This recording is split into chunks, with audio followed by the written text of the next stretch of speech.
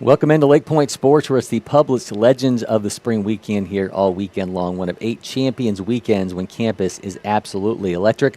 I'm Cory McCartney, and we'll have a great matchup for you coming from the Prep Baseball Open between Cobb Hawks and USA Scout, an expected 9:55 first pitch in that matchup coming to you from the 14U division. But that is just part of the excitement across the LakePoint Sports campus. We're also going to have the Rise Hoops Tip-Off Classic. And that includes a 1:30 p.m. broadcast today between the Atlanta Timberwolves and Stars basketball. You will not want to miss this. It's going to have Simone Stanley and Dustin Ware on the call, so you'll be able to find that on our Facebook, Twitter, and, well, I guess they call it X these days, and YouTube channels, just like you are finding this broadcast. Meanwhile, the Beach Pavilion is hosting Rally Spring and Summer, and NASA Top Hat is in action on the Publix fields. Now, this being a Champions Weekend, it means we have a great offer for you to take advantage of from Academy Sports and Outdoors. You can enjoy 20% off your entire purchase at any Academy Sports location in Georgia. So make sure you follow the protocols on that on-screen coupon that you're seeing right now as we cut to that Academy promo graphic.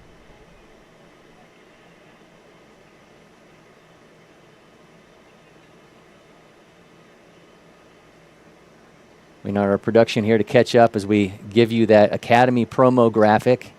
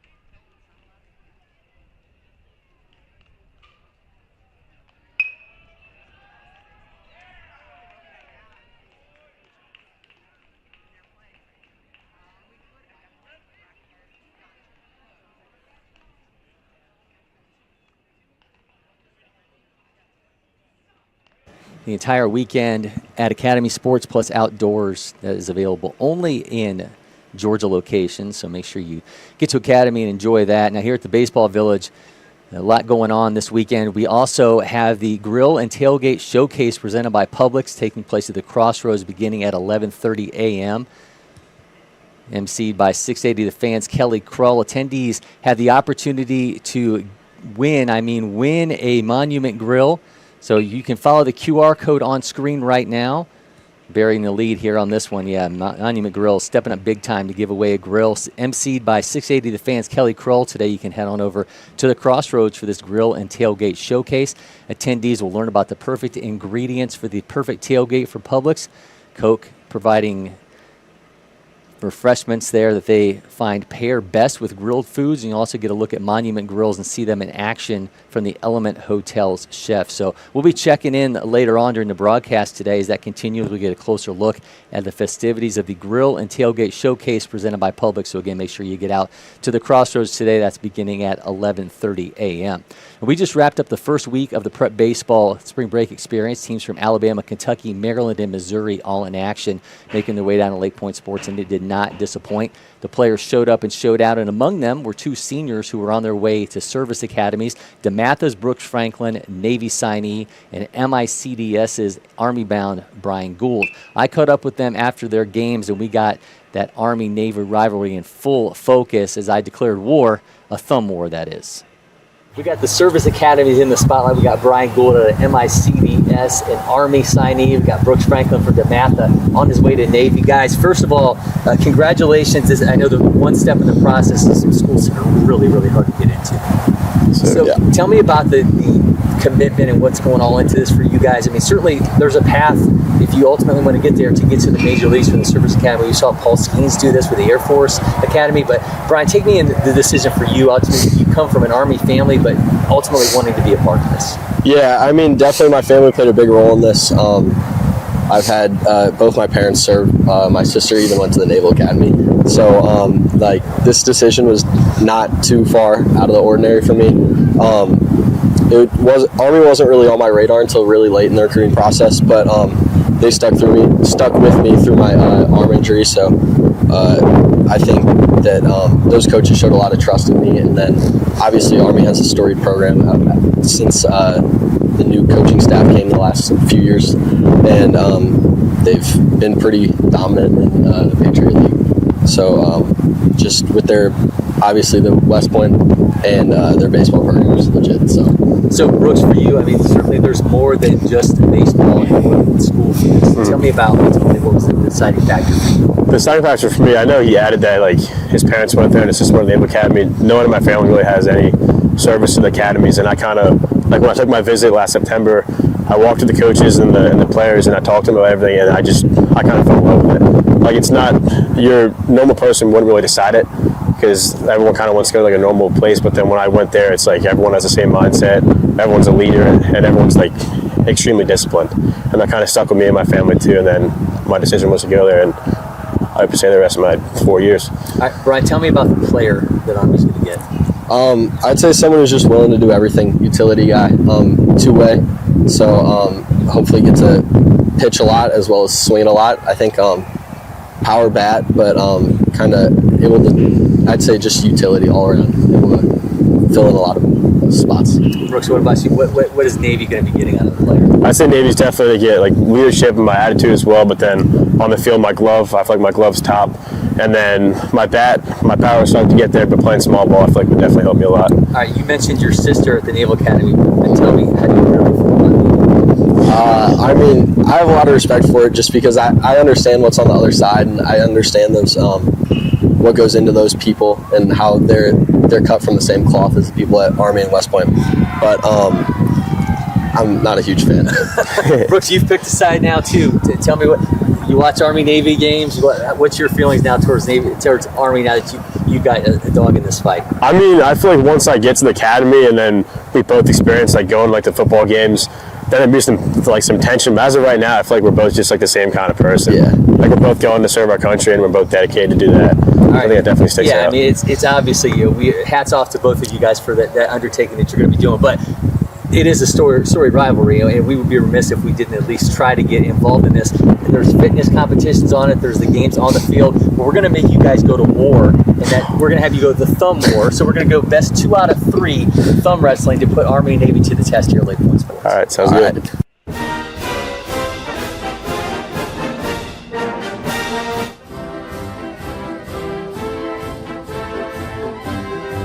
Right. All right, we got our combatants here. We got Army versus Navy thumb wrestling. We're going to do best 2 out of 3. All right, here we go. Round 1. 1, 2, 3, 4. I declare thumb war. All right, so you can't. We're gonna watch getting leverage. You gotta watch getting leverage. I can't call in a tag team partner. All right. Got me. Round one. Round 1 goes to Army. So Navy in a hole here. All right, here we go. Round 2, go. 1, 2, 3, 4. I declare thumb war. All right, got some action. So you can't call in a tag team partner. Oh, and it goes to Army. Army is the winner.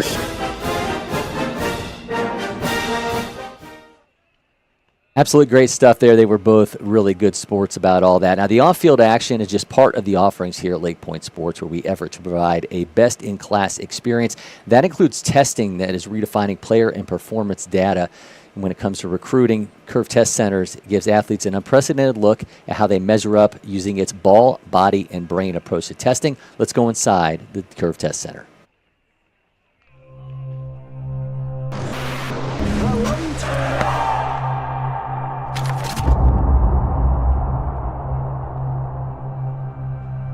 We're here at LakePoint Sports, the site of the first Curve Test Center. There will be lots of Curve Test Centers, but this will always be the first. And why are we here? Here for a couple of reasons. One is,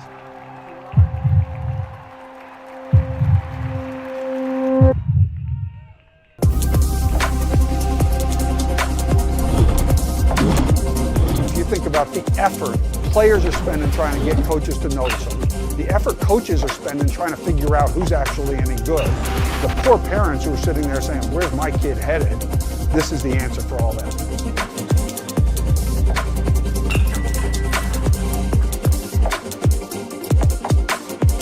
everyone wants to be seen, right? Sometimes what can be seen is data. So it's hard to get in front of coaches at all these programs at once, or even the school you really want to go to. So using data helps us a ton. And as long as it's reliable and there's something that can give us better information with the small sample size is what we're looking for.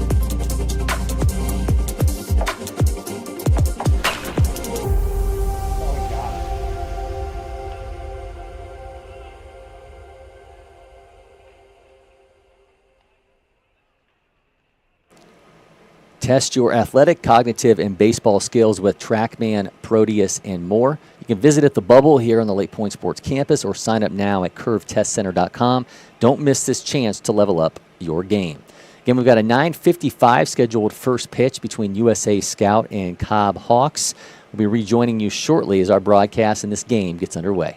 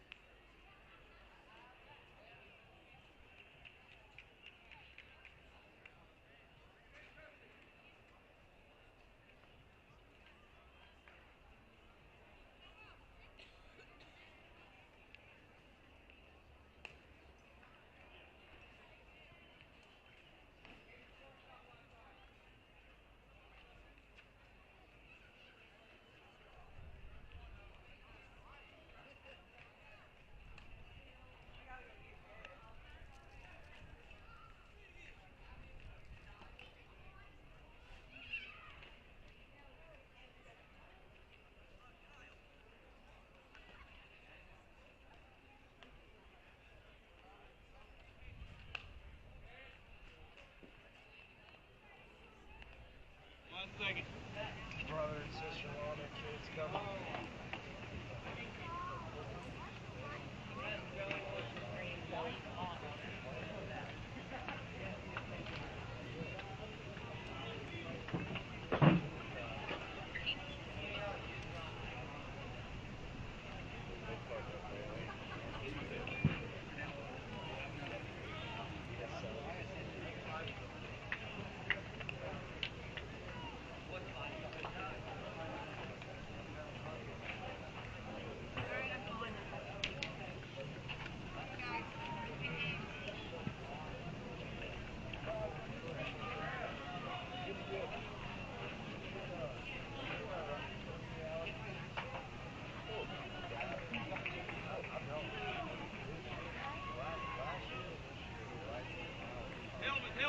Helmet, everybody out.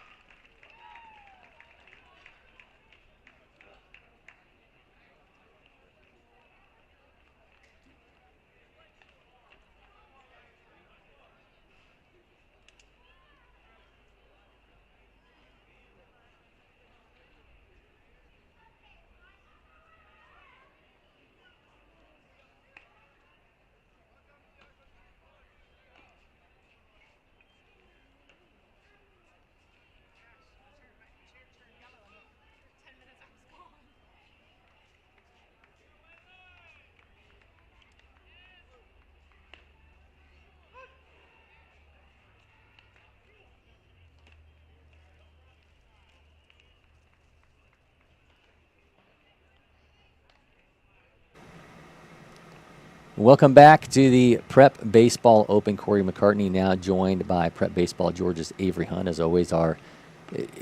Is it more of like the opener? You know, it's like instead of the starter that goes a long time, you get those first couple innings out of the way, so you're kind of like our de facto opener. Yeah, the opener for the broadcast. I like it. Get in here for a few innings, get it rolling, then give it to the bullpen to close That's it right. out. Well, every game here is a bullpen game as we roll through our pairings here in the studio. But Charlie Johnson is on the mound for Cobb Hawks. Cobb Hawks, primarily made up of players from Hillgrove, or on their way to Hillgrove High School.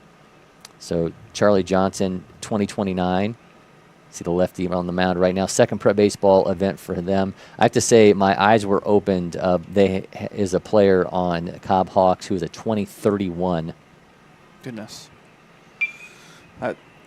Yeah, that's the future. Yeah, like that doesn't even. exist. It's like that's not even going to happen, right? No one's going to be around by 2031. I mean, that doesn't even sound like a real year. But that's Gavin Nick Ka is 2031. So we'll see if we see Gavin in this game. But they're going to be playing USA Scout, a team that we see so often here at LakePoint Sports. Teams made up primarily of players from Georgia, but they've got guys from Florida, Iowa, and Tennessee as well in this one.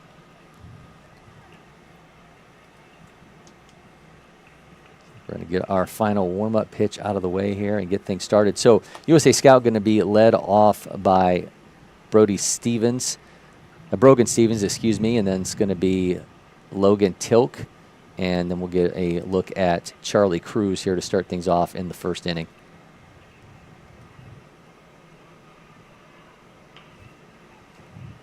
Again, they'll be facing off against lefty Charlie Johnson as we get things underway now. You are watching the Prep Baseball Open, again, this part of the Publix Legends of the Spring weekend. You can see that nice Publix logo behind us there. I feel like every Publix logo should just have a sub on it. That Exactly. would be, yeah. Just like a sub that's like a warm hug. Yeah. That's the two things that Publix is. Publix is a warm hug, and then you obviously have some fantastic subs. All right, so Brogan Stevens will lead things off for USA Scout. Brogan, past player of the game for us here on these broadcasts. Homeschool player here in Georgia. Watches ball 1 out of the hands of Johnson. 5th prep baseball event for Brogan. Last time we had him, he went 2 for 2, a single and a double, 3 runs and an RBI and a walk in that matchup. Ball 2 from Johnson.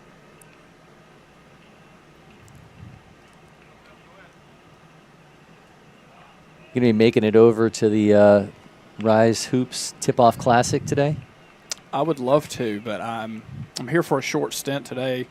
Have a wedding shower to attend this evening as we get closer to the I feel big like day. every weekend for you is a wedding shower. Dude, it's all the time. All the time. I'm tired of getting showered for our wedding. So do you take more wedding showers or real showers? Like at this point when you're rolling through it like you guys are. I know it seems that way. It seems it's every week we've got something going on, but I think this is our last one as we approach the big day. So Okay, how much longer you got? I hope my fiance's not watching. I don't know. Oh, I got the number of base days. runner at second. Man, Brogan Stevens got a little bit aggressive and testing out the arm behind the plate for Cobb Hawks, and that's going to be out number 1.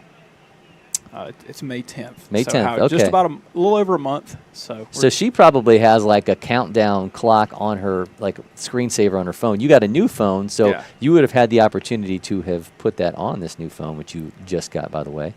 yeah, I didn't. I'm just trying to survive week to week in the baseball world. All right, We'll we're get gonna to let that that when we slide. get there. All right, we're going to let it slide. All right, Logan Tilk at the plate right now. He will be followed by Charlie Cruz. Brogan Stevens thrown out at second by the Cobb Hawks catcher. Another miss. Back-to-back walks here for Charlie Johnson. Now he's got Charlie Cruz. Charlie Cruz from Lowndes, 3rd prep baseball event for him. We'll go out here and have a couple words with Charlie Johnson, try to get him to calm down a little bit. Last thing I think you want to do against this USA Scout team is giving them free passes to get on base. But if Cobb Hawks catcher is going to look like that every time, I think they can Just sort walk 'em things in, up. Yeah, walk and let them throw them out at second. yeah, that's a risky move, Cotton, if you're going to allow them to get on base and expect your catcher to throw them out at second every time. Playing the numbers, I don't know that that's a good numbers game to play, but I'm sure people have tried that. By the way, I have to ask you about this. So last weekend, the SEC, we had the play at first base where they have the safety base, and there was the throw over to first, and the base runner was standing on the safety base, and the first baseman smartly tagged him, and went over and said, "You're out. You can't stand on the safety base. You got to stand on the real base." So it's like, eventually these guys are going to learn, but it's something I keep wondering if we're going to get at this level, because if guys are doing it at the collegiate level, which a lot of these guys, that's the aspiration to get to it, I wonder what the learning curve would be for a safety base at this level of baseball. Probably not real fast. Yeah. I'm all for safety, but I am on team, let's just have one base at first. Yeah. Understand the reasoning behind it, but me personally, I think it looks weird, and that's just my only reasoning. Yeah, it does. I mean, it does look bizarre. Runner taking off for second. Another opportunity for the Cobb Hawks catcher, but that one will bounce in front of the shortstop. I guess that's why they make it a different color. So if you are standing on the wrong color base, that will, I guess that's your indicator. Yeah. Hope we don't have any colorblind players. Make sure you're standing on the Oh, line there you that's go, in yeah. play. Tate Broom now at the plate for USA Scout. Just misses for ball 1, does Charlie Johnson.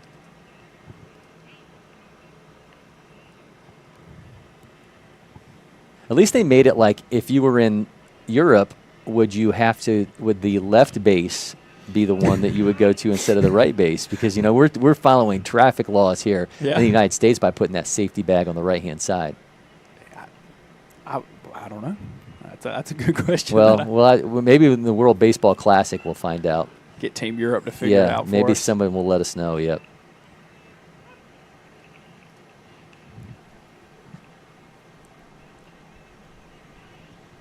There's a lot of new rules coming into baseball these days. You got the pitch challenging that I think we're all going to see here I think, in the big leagues next year, if I had to take a wild guess. But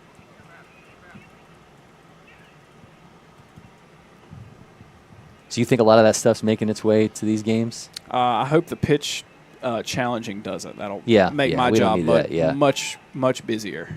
Well, because every player is going to think it was a bad call, because it's been interesting because to read how they did it in the spring, where they would allow different parts of the lineup to have an opportunity to decide who was going to get the chance to challenge a pitch.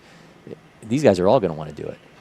Yeah, it gets to the point with those two. It's almost like you want to save it for the high leverage situations, obviously, Yep. 6th, 7th, 8th, 9th inning. But like it's almost like a timeout in the NFL. Like, you can't take it with you. Might as well challenge something. Yeah, one of the articles I read said a pitcher should never be the one to make the challenge, because he's obviously viewing it differently. The catcher and the batter are the only two that should really have any opportunity to challenge it, the catcher specifically, off the pitch, because he's watching the way it comes through the zone as opposed to a pitcher who might have a different angle on a breaking ball. Every pitcher that I've ever known never thinks they throw a ball, so I would tend to agree with that. Yeah. All right, so a walk to Broom, and now we're going to get our first look today at Sawyer Ferguson, the catcher. Sawyer doing his typical drawing in the dirt, which we love here so much on this turf. Can't take a guy out of his routine. That's a strike from Charlie Johnson. I'm always interested in the youth level, too, from an umpire standpoint. When a pitcher is struggling to hit the zone, does the zone expand a little bit? Do you kind of lean that way to give them maybe those borderline pitches that you sometimes wouldn't if he was a guy who could dot the zone?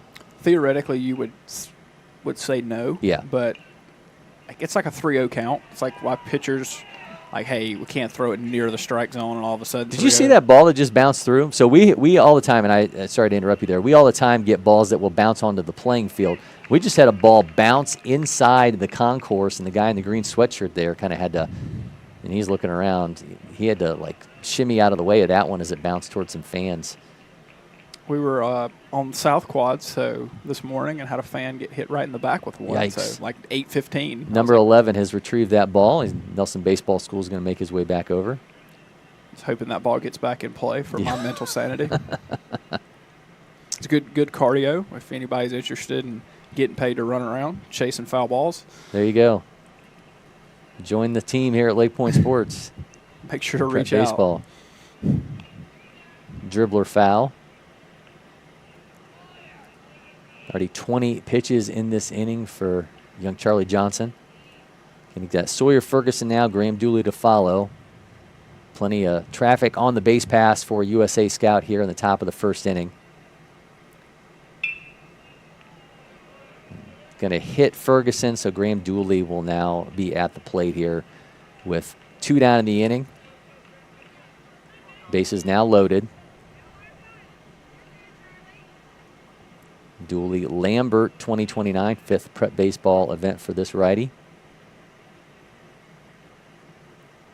Johnson can just do enough here to allow his defense to work behind him and get themselves out of a jam. So far, so good. They've allowed some traffic on the base pass, but USA Scout has not cashed in. Looks like our guy back there in the red sweatshirt's trying to get somebody's attention on the broadcast. Going with the hands over the head. Like it. Typically, that's the surrender cobra pose that we see college basketball when their team gets bounced from the tournament. So, by the way, I saw the games going on here in Atlanta for the tournament. The lowest ticket price in the resale market, $504. That's insane. Dribbler right back to Johnson. He's going to throw it to first, and man, he got himself out of some serious trouble. It's still scoreless as we are through a half an inning. Prep Baseball Open again, this part of the Publix Legends of the Spring weekend. And going on to the Crossroads today, we have the Grill and Tailgate Showcase presented by Publix. Let's take a look as we're setting things up for this great event. Again, it's going to start at 11:30 a.m. today.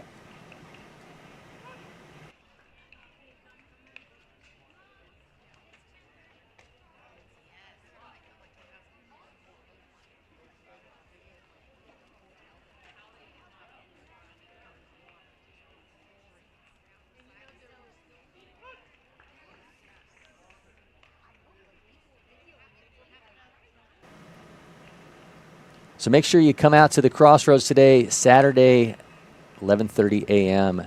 Opportunity to win a Monument Grill, so you can use that QR code that you see on screen right now to enter. It's going to be a great time, emceed by 680 The Fans' Kelly Krull. Attendees will have the opportunity to learn about the perfect ingredients for the perfect tailgate from Publix, which Coke product pairs best with grilled goods, and also get a look at those Monument Grills in action as the Element Hotel's chef will be doing his thing. So make sure you get out here. 11:30 a.m. We'll be checking momentarily in with them for a little bit more as we get closer to that event.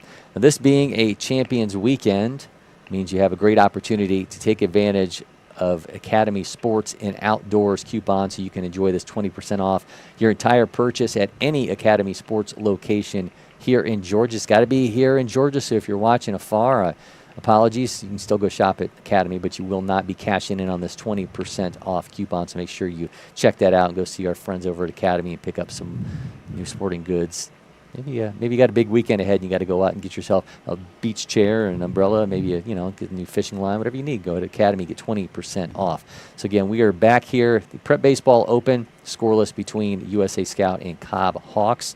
Now going to see USA Scout out in the field and see who's going to be on the mound for them in this one. We're going to have Cal Morrison start things off. We saw Cal, one of our previous games on the mound, kind of finish things off. Gomer 2029, going through his last warm-up pitches. Fastball up around 72. He's also got a changeup 63 to 65, curveball around 63 to 64, and a slider at 60, 63 miles an hour. At 2029, there's really probably not a lot of difference between the curveball and the slider. It's really just how did you view that last pitch that he threw. But nice little breaking ball out of the hands of Morrison. So we'll see that in action for the 2025 and 2024 Rising Stars preseason All-State invitee. And Charlie Johnson, who was on the mound for Cobb Hawks in a busy first inning that resulted in 0 runs on the board for USA Scout, will be the leadoff hitter for Cobb Hawks. It's going to be followed then by Mikhail Wood. And then we'll get a look at C.J. Romanowski.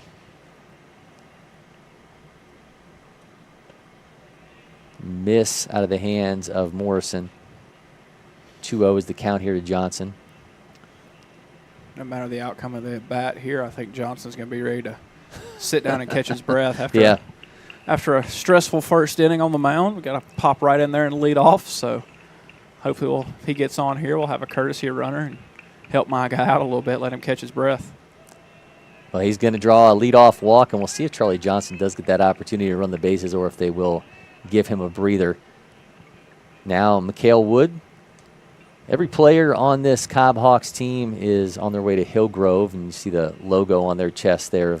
Mikhail Wood is the logo of Hillgrove High School. 4th prep baseball event for Mikhail, 2030. He's got a base runner at first. I didn't see a courtesy runner run over there for Charlie Johnson, so he's going to do his own work. Fouls it off. Charlie Johnson's going to be exhausted after this first inning's over. See, that one actually bounced all the way back into the concourse.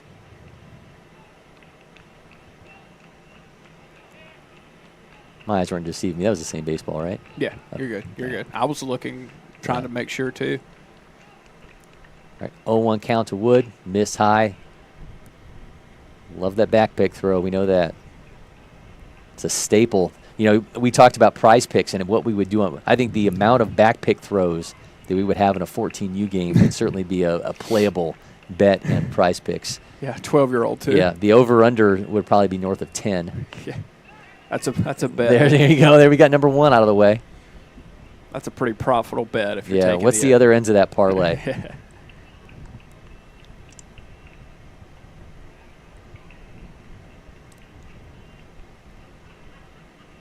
I think the number of contrasting color arm sleeves or elbow guards would certainly be one, too. Yeah, how many different colors of... how many different colors would you see in the amount of gear that would be on the field? That would probably be north of 5 or 6, I would think, because you're getting a lot of pinks, obviously the green that we're seeing now on Mikhail Wood. You got the yellow, sponsored by Ronald Acuna. That's right. We can't black and white those don't count. But it's got to be the phone colors. 2-2 misses high from Morrison. Count is now going to be full to Wood. And you got a runner at first, Charlie Johnson.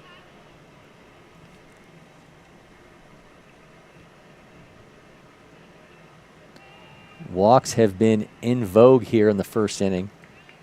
0 hits, but we've seen plenty of walks so far. That's what Wood does here on the 3-2. And he'll watch that one high and earn himself a walk. So now runners at first and second for Cobb Hawks. C.J. Romanowski now come to the plate.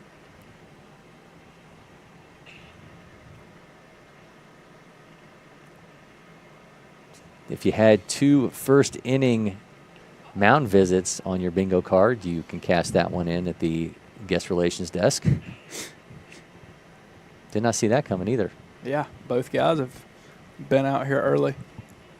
Yeah, both these teams played right before this, though, so they certainly their pitching staffs have been taxed a little bit. So who knows if Charlie Johnson and Cal Morrison were supposed to start this game or if things got jumbled around. But we have seen Morrison in action before, saw him pitch last weekend. Johnson, again, allowed some walks, but did indeed hold his own. Issued 3 walks. Got himself a strikeout in that top of the first. So far, 2 walks allowed for Morrison here in the bottom of the first. And Cobb Hawks going to try to cash in as they'll send Romanowski to the plate. I think Johnson so far would have to be the star of the first inning. Yeah. Leadoff walk, still he's on second base, pitched the whole first inning. Looking antsy there a second. He's got his eyes on third. Miss low from Morrison.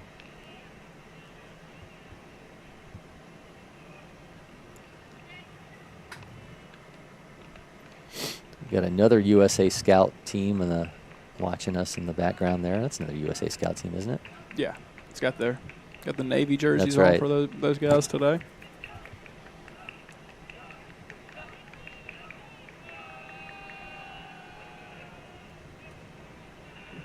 One 1-0 to Romanowski, flies that into right field, and that's going to be trouble heading into the right field gap. Charlie Johnson going to make his way home. C.J. Romanowski on his way to second base, and he will have himself make it a 2-run double to get Cobb Hawks on the board here in the bottom of the first. 71.3 off his bat. Nice job of just driving that into the right field gap. Absolutely good base running too there. By the trail runner, pushed it all the way. The ball was misplayed a little bit there in the outfield and was able to come all the way around from first and score that second run of the ball game. Grayson Bentley will now step in, lefty, 5'10", 125-pounder. 6th prep baseball event for Grayson, first baseman and catcher. Holds off to make it 1-0. Again, you got Romanowski at second base who delivered that 2-run double. First hit of this ball game.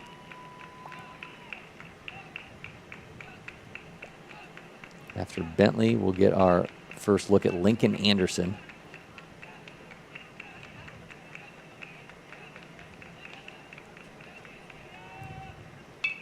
Sends the 1-0 foul. That's just like, oh, wait a minute, that's a strike. Let's foul that thing off.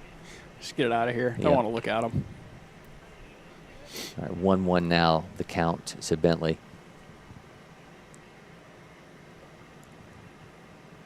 See, I mentioned we're going to have a broadcast from the Rise Hoops Tip-Off Classic. That one's going to come 1:30 p.m. today. We'll get to hear Simone Stanley and Dustin Ware on the call on that one. Another foul from Bentley. I'm excited to hear Dustin. Does a great job. If you ever have checked out his Rise Hoops podcast, does a good job of really getting into the nitty-gritty with players. He knows all these guys. I think he's going to be a great listen. So excited to see what he has in store for us this afternoon.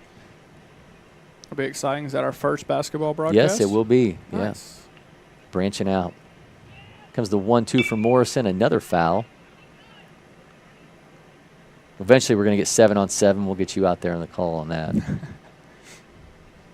Beach volleyball. You want to do some beach volleyball? I think that would involve me knowing the rules of volleyball a little bit better. Yeah. I don't. Very disappointed to say that I don't know much about the game of volleyball. No. if they cheer, you cheer. That's pretty much the thing. Throw back from Morrison. That's going over the top of his shortstop's hands into center field. I understand the logistics of it. You Yeah. can only hit it 3 times. 3 times. Yeah. The ball hits the floor inbounds. That's a good thing. That's right, yeah. Depending on what side you're on, obviously. Exactly, but yeah.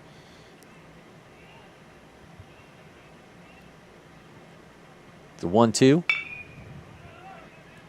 going to be gathered by the first baseman, touches the bag for the first out. Romanowski makes his way to third.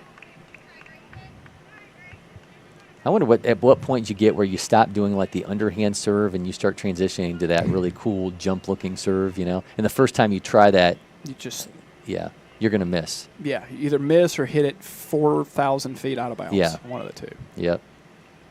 When it looks good, it's good, you know? I mean, when you can do it right, it's a good-looking move, but you get to that point where you can do that. Inside misses. Now, I know that there is a position. The libero. Yeah, the libero. So there's They a. wear a different jersey. That's all right. So you could. Well, so we had a video went up a couple weeks ago whether it's pronounced libero or libero because it comes from a French word. So I think depending on how pretentious you are is how you pronounce it. That's so fair. here in the United States we largely say libero, but if you want to sound European, you There you would go. say libero. So now you actually learned something. So now you can take some volleyball knowledge out into the world. So now we're ready for the Yeah, broadcast. That's right. We're ready to go. You're already on. You already know Locked enough. in. You know how to pronounce that word. Yep. Yep. So you're ready to roll. You know they wear a different uniform, so you're not being They're like typically shorter than the rest of the players. Yep. And you wouldn't think of it like a baseball game where someone's got a different jersey on, and you think, okay, that kid either they weren't on the group me or their mom didn't do laundry. You would know that particular player is wearing a different jersey for a reason. 2-2 count here to Lincoln Anderson. 2029, 840-pound righty, going to try to build on this Cobb Hawks lead, but he's got himself some trouble here with 2 strikes and sends that one foul. We also have soccer, lacrosse, rugby. Any of those pique your interest in terms of us expanding the broadcast offerings? What I know about volleyball, I know even less Okay. about lacrosse. I have no clue. Like, I didn't even... That was not on my radar until I was like 17 years old. So, small town Georgia, we do not have a lacrosse team. Yeah, we had some. Growing up in Ohio, we had some lacrosse teams, but they were largely like the Dublin. So Dublin is a suburb of Columbus. Brady Quinn, the former Notre Dame quarterback, Cleveland Browns, he went to Dublin, so at a high school. They definitely had lacrosse there, but it wasn't all over the place. So these days, though, it's all over. It's all over. It is. It's a growing sport that I know very, very little about. 2-2 count to Anderson. Misses count's now going to be full. I think the thing about it is like it's so you can Dick's Sporting Goods, you go there, you know, the one down on Barrett Parkway near us here at LakePoint Sports has the fantastic baseball area up there, but they also have, you can even like customize the color of your laces on it. So I think you take a sport where kids love to like customize everything, and then you'd be like, this is like the most customizable sport on earth because you can literally change out all these strings on your catching device. I don't even know what that thing's called. I would call it a stick, almost like hockey. Yeah. Well, it's like highlight. You ever see like if you watch some of the RSNs a little late, they'll show like this highlight game that's inside and it has like glass walls and looks like it's from the future. Have you ever seen that game? You know, it's like that kind of, but that's like a banana that they kind of, I don't even know. I know that also in lacrosse that you can, like, in the rules, you can hit somebody with your stick. That seems... Imagine if that was part of baseball. We should bring that to the youth baseball leagues, right? You can literally trot down to first base with the bat in your hand. It's a slugfest. Yeah, and if that if you can beat the first baseman as he's making the play, and allow bat to make impact, you might be first. You might be safe at first. Might have to run that by our trainers. Yeah, that let's are try it. You know, site. well, Premier, they can handle that. That one's going down the right side. Is that going to be? Oh, the first baseman's got it. If he would have had his bat, this could have been even more interesting. Diving play by Cal Morrison brings an end to the inning. Cobb Hawks, they've got themselves a 2-0 lead. We'll be back with more here from the Prep Baseball Open from LakePoint Sports.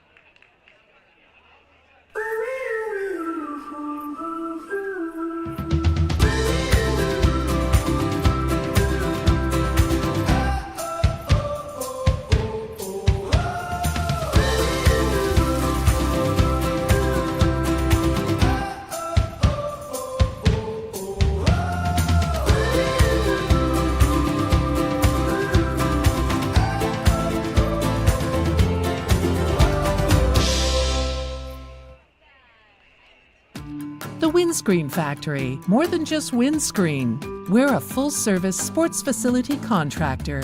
We manufacture windscreen for sports and construction, do fence repair and installation, and fabricate field netting and batting cages. In addition to manufacturing the products, we also install upon request. We make safety padding for backstops, rails, and walls, as well as full-service print shop with logo, branding, and signage capabilities. Please call us for a quote today.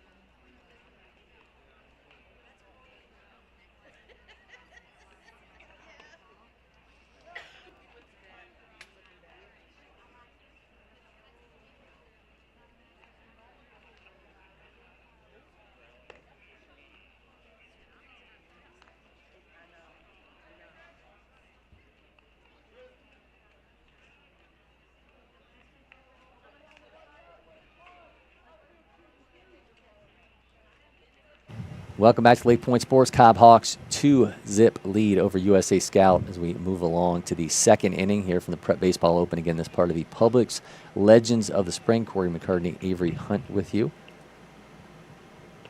At the plate now for USA Scout, we have Kuiper, Kellum Typer. He's going to be followed by Joey Odak and Christian Kane.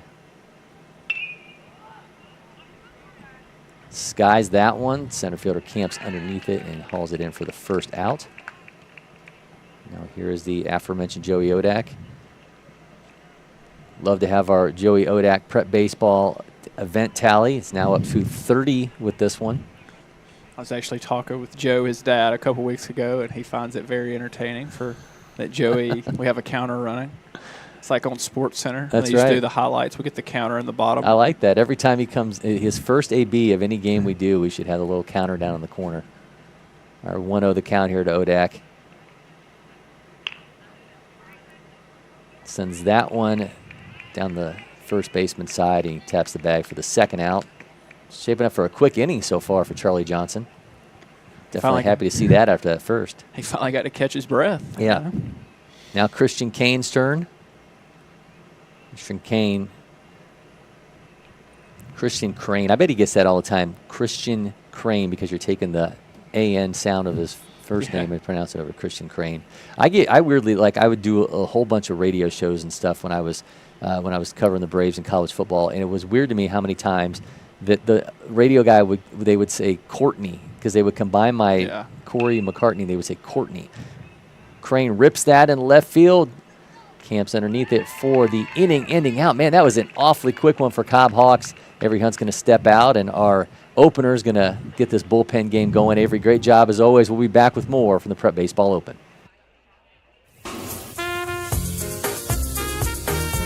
Grilling is an art. Don't forget to add sausage, Picasso. Keep it juicy. Jump to the jam, boogie, woogie, jam, slam, bust the dialect, I'm the man in command, come, flow with the sounds of the mighty.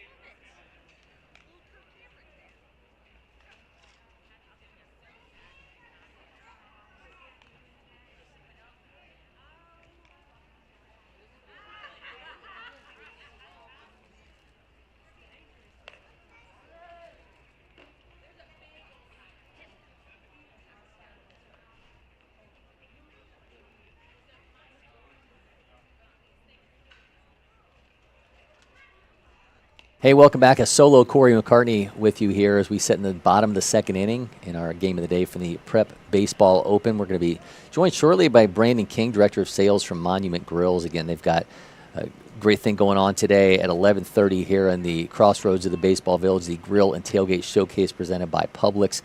So make sure you come over for that one. I can actually smell the hamburgers coming into our studio right now, man, working those Monument Grills hard. Going to be emceed again by 680 The Fans Kelly Krull, so make sure you come by on that one. Have an opportunity to win a Monument Grill. So for those in attendance, I hope you brought a trailer. Well, I imagine they're probably going to give you like a coupon or something like that. So, all right, but Brandon King again going to be joining me momentarily. Now for Cobb Hawks, they're going to bring up Brooks Everson, Mac McCrory, and Jackson Peterson here to start off the second. We got a pitching change for USA Scout. They started off with Cal Morrison, and now they're going to have Graham Dooley on the mound.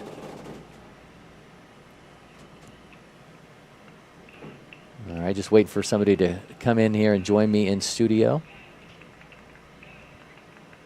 Producer Jack can go out on the side and open up the door for him. I can get Brandon in here to join me. That one is skied into right field, and I think it sounds like we're opening some doors maybe we don't need to open up. And we actually, if we can go to the side over here, that door's locked.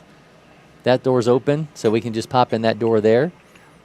All right, this is live TV, so you never quite know what you're going to get. Make that out number one as Brooks Everson's out. Now Mac McCrory. Now at the plate now for Cobb Hawks. One down here in the inning. Dooley misses, ball one to McCrory. Jackson Peterson, the on-deck circle. Again, Brandon King, Director of Sales from Monument Grills, now going to join me here in studio. Again, we got a lot going on here. Publix Legends of the Spring weekend here on campus. Another miss out of the hands of Dooley. So got Matty Bullock here going to usher him in. So you've seen Matty as a producer before. Here we go. Hey, how we doing? Good. Just throw these on. Brandon? All right. So Brandon King, Director of Sales from Monument Grill. Brandon, appreciate you coming by for a little bit here, joining me on the broadcast. No problem. So we got a 2-0 lead for Cobb Hawks here in the bottom of the second inning. We're excited about the event that we've got going on at 11:30, the Grill and Tailgate Showcase presented by Publix. Going to, again, take place at 11:30 a.m. today. So if you're watching or if you have an opportunity to get out here, LakePoint Sports, as we see a walk there to McCrory, and that's going to bring up Jackson Peterson. Burying the lead, giving away a Monument Grill as part of this. So we showed our QR code on screen a little bit ago. We cut to some action as you guys were setting things up. Tell me about this opportunity that you guys have here to come here to LakePoint Sports and showcase Monument Grill. So it's amazing. This is our first sponsorship with LakePoint. Okay. So it's amazing to be part of the community. We are actually an Atlanta-based company. We're going on our 10th year. So it's an honor to be here, share the stage with Publix, and be able to basically introduce the brand to the public if they're not familiar. Yeah, the event emceed by 680 The Fans Kelly Krull. Publix is rolling this, providing the perfect ingredients for the perfect tailgate. You also have Coke on hand, telling everybody which Coke products pairs best with grilled foods. And, of course, going to see Monument Grills in action. Element Hotel's chef will be working those. You guys are kind of highlighting the technology of Monument Grills. So tell me, what sets Monument Grills apart as opposed to anything else that you have on the market right now? Well, our grills are feature packed, but what sets us apart is the fact that our grills provide fast, even heat. Our grills get faster, hotter. Just for example, like today, we're always running around. We're very busy. We build grills for busy people. Our grills get faster, hotter. One of our grills that we're going to be using on the stage today, it will get in excess of 700 degrees in less than 10 minutes. So when you have, you had to have dinner ready in 25 minutes before you go take the kids to practice, we can get it done for you. I like it. Yeah.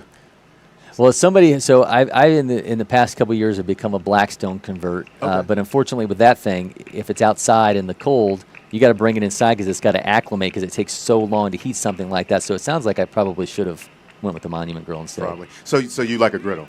I do. I kind of moved in that direction. I still have a normal grill. Right. I don't use it as much. I like doing like the whole, go to the Japanese steakhouse and you watch them and you're like taking notes and then you go home and you're like, okay, I'm not doing like the onion train thing yet. Right. It has the smoke With coming the out of smoke it. coming out the fire. Yeah, but I'm got the things going, flipping stuff all over the place. Get the dog down there and you get the eggs and you kind of fly the eggs down on them. So we got all that stuff going on. But that's hilarious. Yeah, does Monument have a? So we actually have some griddle plates. So Okay, you nice. could take out some of the grates and put in griddle plates. So you could get a little bit of that, but. We don't have a griddle at this time. We have actually one in production, but right now we have all gas grills. Again, they're very efficient. Our grills are functional, they're very innovative, and they're reliable, which is the main thing, that they're reliable. But we have cutting-edge technology as far as our patented blade-style burners, patented flame tamers, infrared burner system, side sear ceramic burners. Amazing. I mean, lighted knobs, LED knobs, so you know if you let the grill on or not, or how hot it is. So many features. We also have an app you can download, which you can connect to your phone. So if you're in the house, you can watch your meat probes. That's awesome. From in the house, like, I got another 5 minutes before it gets to temp. So you're great. You can just wait in the house. That's a game changer. I got one of those meter thermometers, Yeah, and those are pretty nice. and to have that, to be able to do that with your grill and not have to go out and get something else to supplement that. That's great. Yes, if you get one of our Denali or our Eminence series grills, it actually comes with the digital temperature gauge, so it downloads to your app. And then we also have probes that come with it as well. So which grill is going to be available today for the drawing? Again, you have to get out here and do this in person. Right. I know we show the QR code on screen, but definitely want people out here at 11:30. So definitely. tell us a little bit. So it's going to be a random grill. Okay, okay. That's what I just read. It's going to be a random grill. But however, it may be one of our 2 burners, or it could be, we have a really cool portable gas grill. Okay. Which is great for events like this. Yeah, absolutely. Actually, I don't know if they'll allow you to cook in the parking lot, but it's great for tailgating. It's a 2-burner. It's just pick it up, snaps together on the sides, and you just take it with you. It's amazing. But yeah, we'll be giving away a grill as we introduce the brand to everybody that's out here today.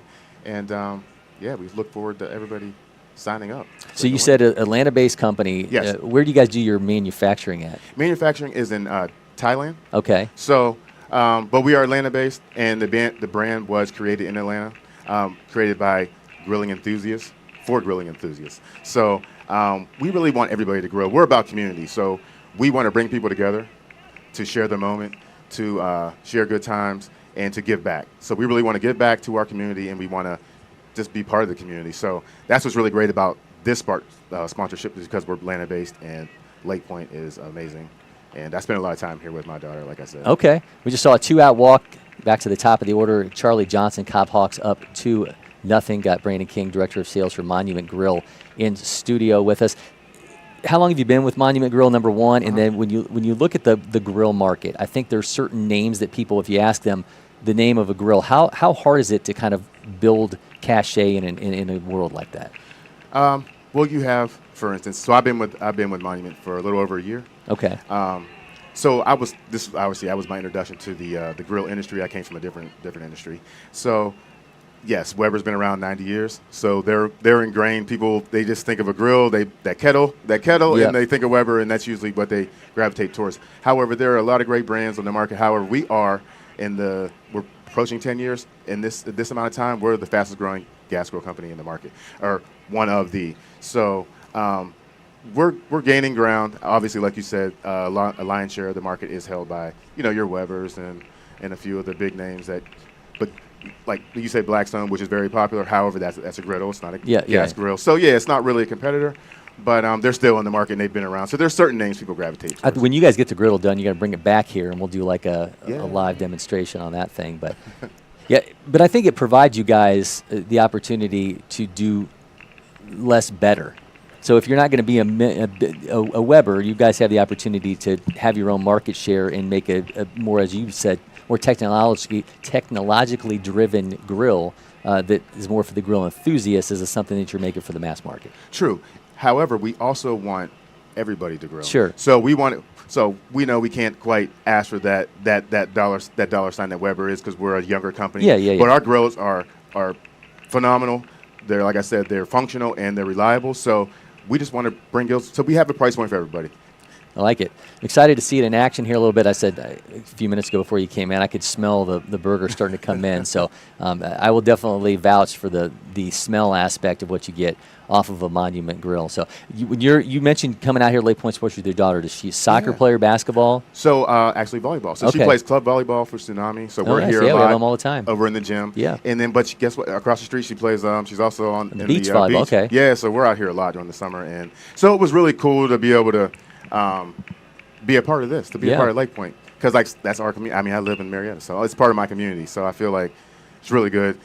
We were part of the Georgia Outdoor News convention. That's how I met Bex initially, and that's how this whole thing started. So we want to continue things with them as well. We really want to be a part of.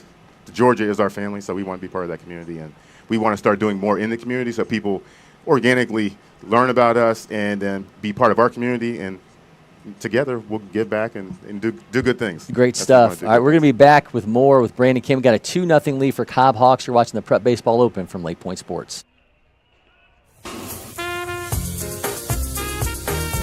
Grilling is an art. Don't forget to add sausage, Picasso. Keep it juicy. Jump to the jam, boogie woogie jam slam, bust the dialect. I'm the man in command. Come flow with the sounds of the mighty.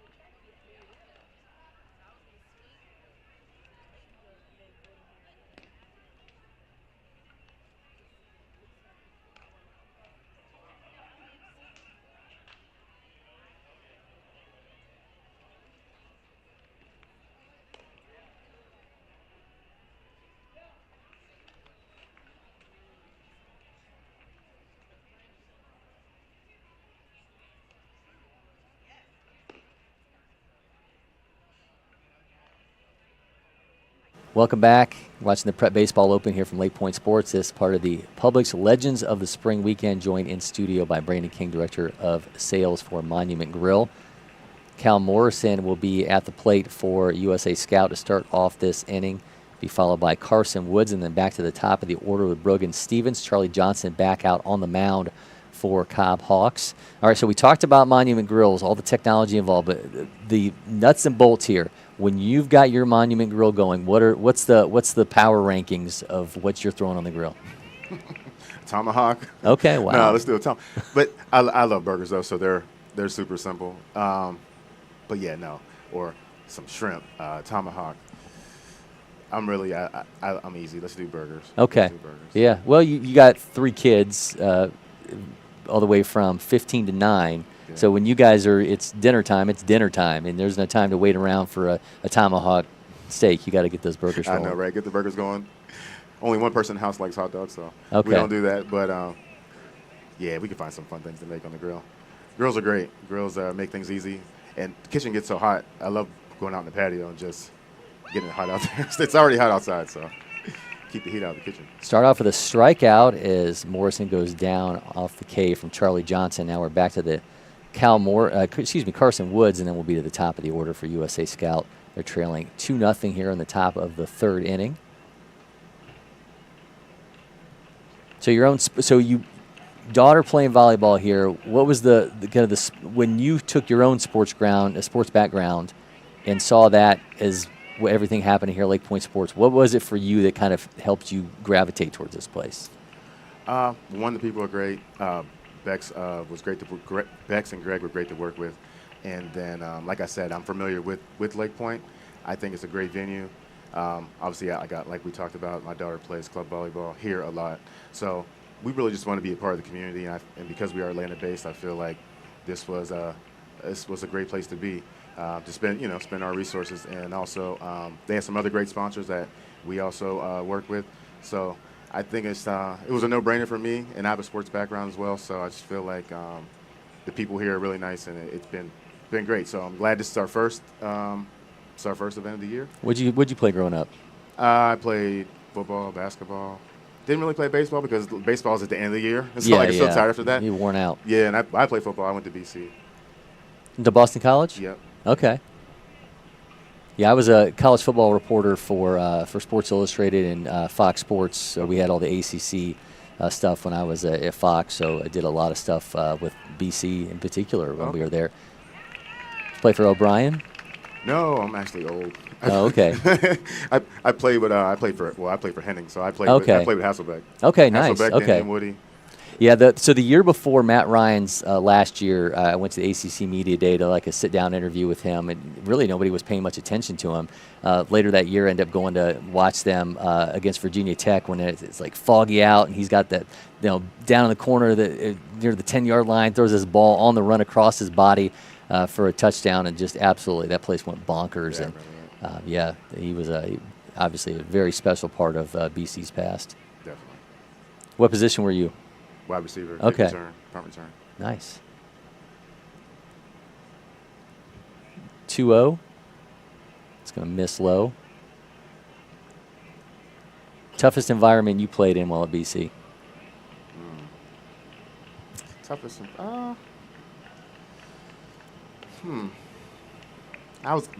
just say Syracuse because we kind of got whooped that game. But, that was back in the Big East days, right? Yeah, we kind of got whooped that game. But to play in South Bend, it's kind of amazing. As a freshman too, you look over and you see your mom, and you can hear her yell your name, so that was kind of amazing. How old are you? 45. Okay, so when you played Notre Dame, there was an offensive lineman I went to school with that would have been on the field that same game. Okay. Yeah, growing up in Ohio. Yeah, really? He was an offensive lineman on those teams. Not that you wouldn't have to worry about him being a wide receiver, but they had some great corners back then. They sure did, yeah. Yeah. And that was when we played Michigan State. That's when Saban was up there. Okay. They had the worst field ever. Yeah. They had like that outdoor carpet. Okay, so when you go to sit down to stretch, it's like cutting your leg. Yeah, it was like your grandma's old back porch carpet. Yes. It was like that. I was like, how is this on the field? It was crazy. Now, our field was like cement underneath, but, I mean, between the two, it was like, wow, it was horrible. Yeah, so University of Dayton had that. I think they still might have that. And it would get, oh, man, that's off his bat. That's in the left field on the run. Who's got it? Right fielder with a nice grab down by his toes. That was nice. Yeah, that was a nice catch. But that turf gets to be like 110 degrees in the middle of the summertime, so that's Exactly. absolutely no joke. All right, we're going to be back with more. You're watching the Prep Baseball Open. I'll be joined once again by Michael King when we get back from LakePoint Sports. Next. Stop. We got it? No. Keep going. Again. Next. If you don't pick one. Oh, you have time. Am I keeping you from your job? Next. I don't even know where I am anymore. Stop. Do we finally have it? Let's go back to the beginning. Are you Your joking? electric future customized. The fully electric Audi Q4 e-tron.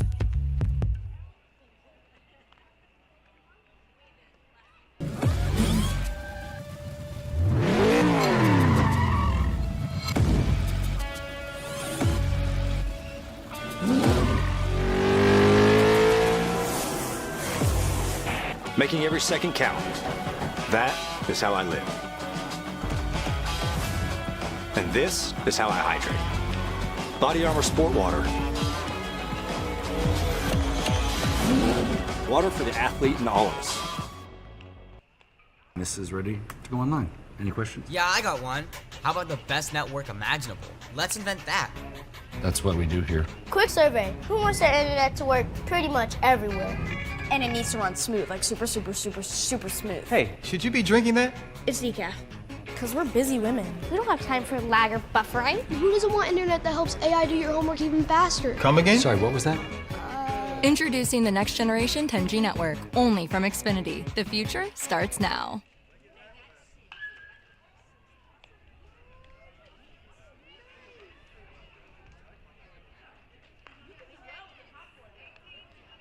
Studio, Brandon King, Director of Sales for Monument Grill, joining us in studio. 2-0 continues to be the lead for Cobb Hawks over at USA Scout.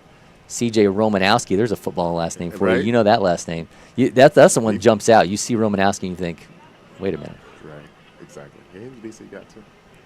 Grayson Bentley on the on-deck circle, then Lincoln Anderson. Luke Germano to follow if it goes that far for Cobb Hawks as they sit here in the third. Graham Dooley back out on the mound for USA Scout. Again, get out here, 11:30. We've got the start of the Grill and Tailgate Showcase presented by Publix. Again, going to be emceed by Kelly Kroll. Knew Kelly back when we were both covering the Atlanta Braves. Okay. Now with 680. That's cool. Oh, nice. Yeah, ropes that one to left field, and that's going to drop down for a base hit for Cobb Hawks. So C.J. Romanowski having himself a nice day, follows up his 2-run double with a single here to start off the third. Oh, nice.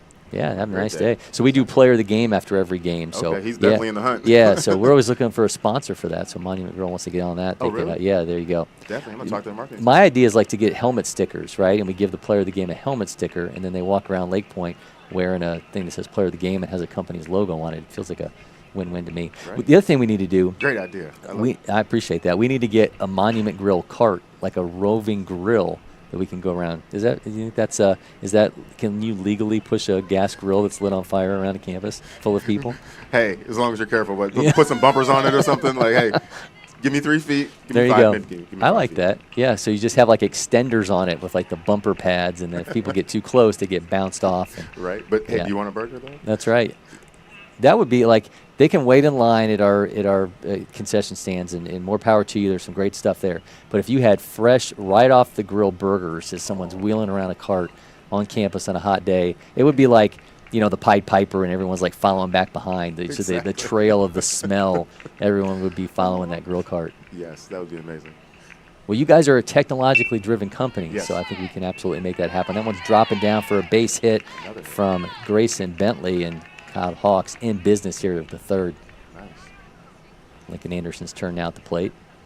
We're just going to have a running list of all these innovations that we're going to have for you guys by the time this is over with. So I know, and I was talking to Josh about doing something over there at the Publix Fields. Yeah. Yeah. Well, over there by the water park. Oh, okay. Yeah. on Terminus. Friday nights. Yeah. Oh, I I'm like doing that. something Friday nights, bringing the community together, having everybody hang out. He said people like to hang out, so have some music. Okay. So that give means out some food. Yeah, like I like it. Monument will be the sponsor. We'll bring the grills. We'll give out food. You Just guys a good have time. you can have grills that have speakers in them too, and that could be part of like the beach. That would be the beach super grilling. awesome. One of our grills, the grills are going to use on stage, it actually has like a party mode, like the lights. So the Oh, the wow, LED that's cool. Yeah, the LED lights. Huh. So they're functional again. They light up so you know if you left the grill on. Ah, If it's dark, okay. right? But we have a party mode, and the lights like rainbow, they change colors. So That's it'd be awesome. It would be awesome to have it out there. So it'd be like well. a rave, you know. Yeah, Like exactly. we get some glow sticks, and everyone's out there, and yeah. I love it. That's hilarious. We're gonna turn this thing into a party. That's one gets away from the catcher. Both runners going to advance 90 feet. Cobb Hawks that much closer to a third run. So again, there's a lot of technology with our grills. They're very innovative, but again, they're functional and they're reliable. That's the main thing. So the one thing that kind of drives me crazy about the meter thermometer is the proximity that you have to be to it in order for it to still work on your phone. What's the proximity like on your guys' app in terms of being able to, as that one's bounced to the shortstop, he's going to hold throw to first in time, but going to make another run score for Cobb Hawks now up 3-0 here in the third. So how close do you have to be to the grill in order for the app to work? So that's one thing I like to point that out. When you connect to the app, you can be about 65 to 75 feet away. Okay, that's good. It's substantial. Like you don't have to be sitting right on it. So that's what makes it great. You could be in the house, in the kitchen, looking out in the patio, but you don't have to go out there. We have 2 meat probes that come with it, like I said. So yeah, you were talking about the meter, but so our meat probes will actually be connected to the grill and be in on the meat, and then you could be inside and be able to monitor it, and you have That's plenty great. of room. Yeah, it's another, and not that I'm trying to. I've enjoyed my meter. I'm not trying to badmouth meter. No, but they're great though. They are. The charge on it isn't some. You have to charge it, right? And so you guys, obviously, yours is part of the grill, so you guys don't have to go and worry about that. So that's another benefit. I also smoke a lot of meat, so being able to utilize it for that too is kind of a pain. So. So I know. Well, in Georgia, I smoke too. We all want to smoke brisket, or we want to smoke some ribs or something. So it's kind of cool. And it's not quite the same, but we have smoke boxes for each size of our grills. Okay. So you can put your wood chips in, your pellets. You get them damped, and then you get a little smoke from that. And there's something really cool. So if you take the grates away, remove the flame tamer, we have a new, so to speak, flame tamer system where you can put charcoal briquettes on there. Oh wow! So they'll get so you can get some smoke while you're having the efficiency of a gas grill and be able to cook fast, but still get a little smoke to get some of that same essence in there. So what's the headquarters like for Monument Grill? Is it basically like a bunch of guys sitting around all day just trying to figure out okay, what can we add to a grill? Let's go outside. Let's test this thing out. What's the vibe like around the Monument Grill office? Yeah, so R&D is actually overseas, but here we have our sales and our customer service and HR and all that stuff. So we still bounce back. So we have to bounce back ideas all the time. However, all the R&D is overseas. So we work as a team though to get everything done. Yeah, we give them ideas. They tell us what they're going to do. We have some great products coming out as well. And like I said, our E series, the Eminence, just came out, which is our preeminent series. So the Denali used to be our flagship. And now the Eminence came out. That's the top of the line. It's a phenomenal series. They're amazing. They're out there on the stage today. They'll be in action at 11:30 or so. And does the Denali have rims on it? The Denali does not have rims. Okay. All right. Well, next time you speak. But it sounds like it should have rims, right? Yes, it does. Yeah. Did you see the window on it? Oh, it's amazing. So part of our technology is we have a clear view window. Oh, cool. So you can see right in. So it's appliance quality glass, so you don't have to worry about it, really busting. But we have replacements, but it's not going to bust unless you have some crazy fire. It's amazing. Side to side, you can see right in. You don't have to lose heat by opening the lid. You can keep that valuable heat inside. They're amazing. It's a huge grill. So the Denali we have out there is called the 605 Pro. It's a 6-burner, has a side sear, and also has an internal ceramic sear inside as well.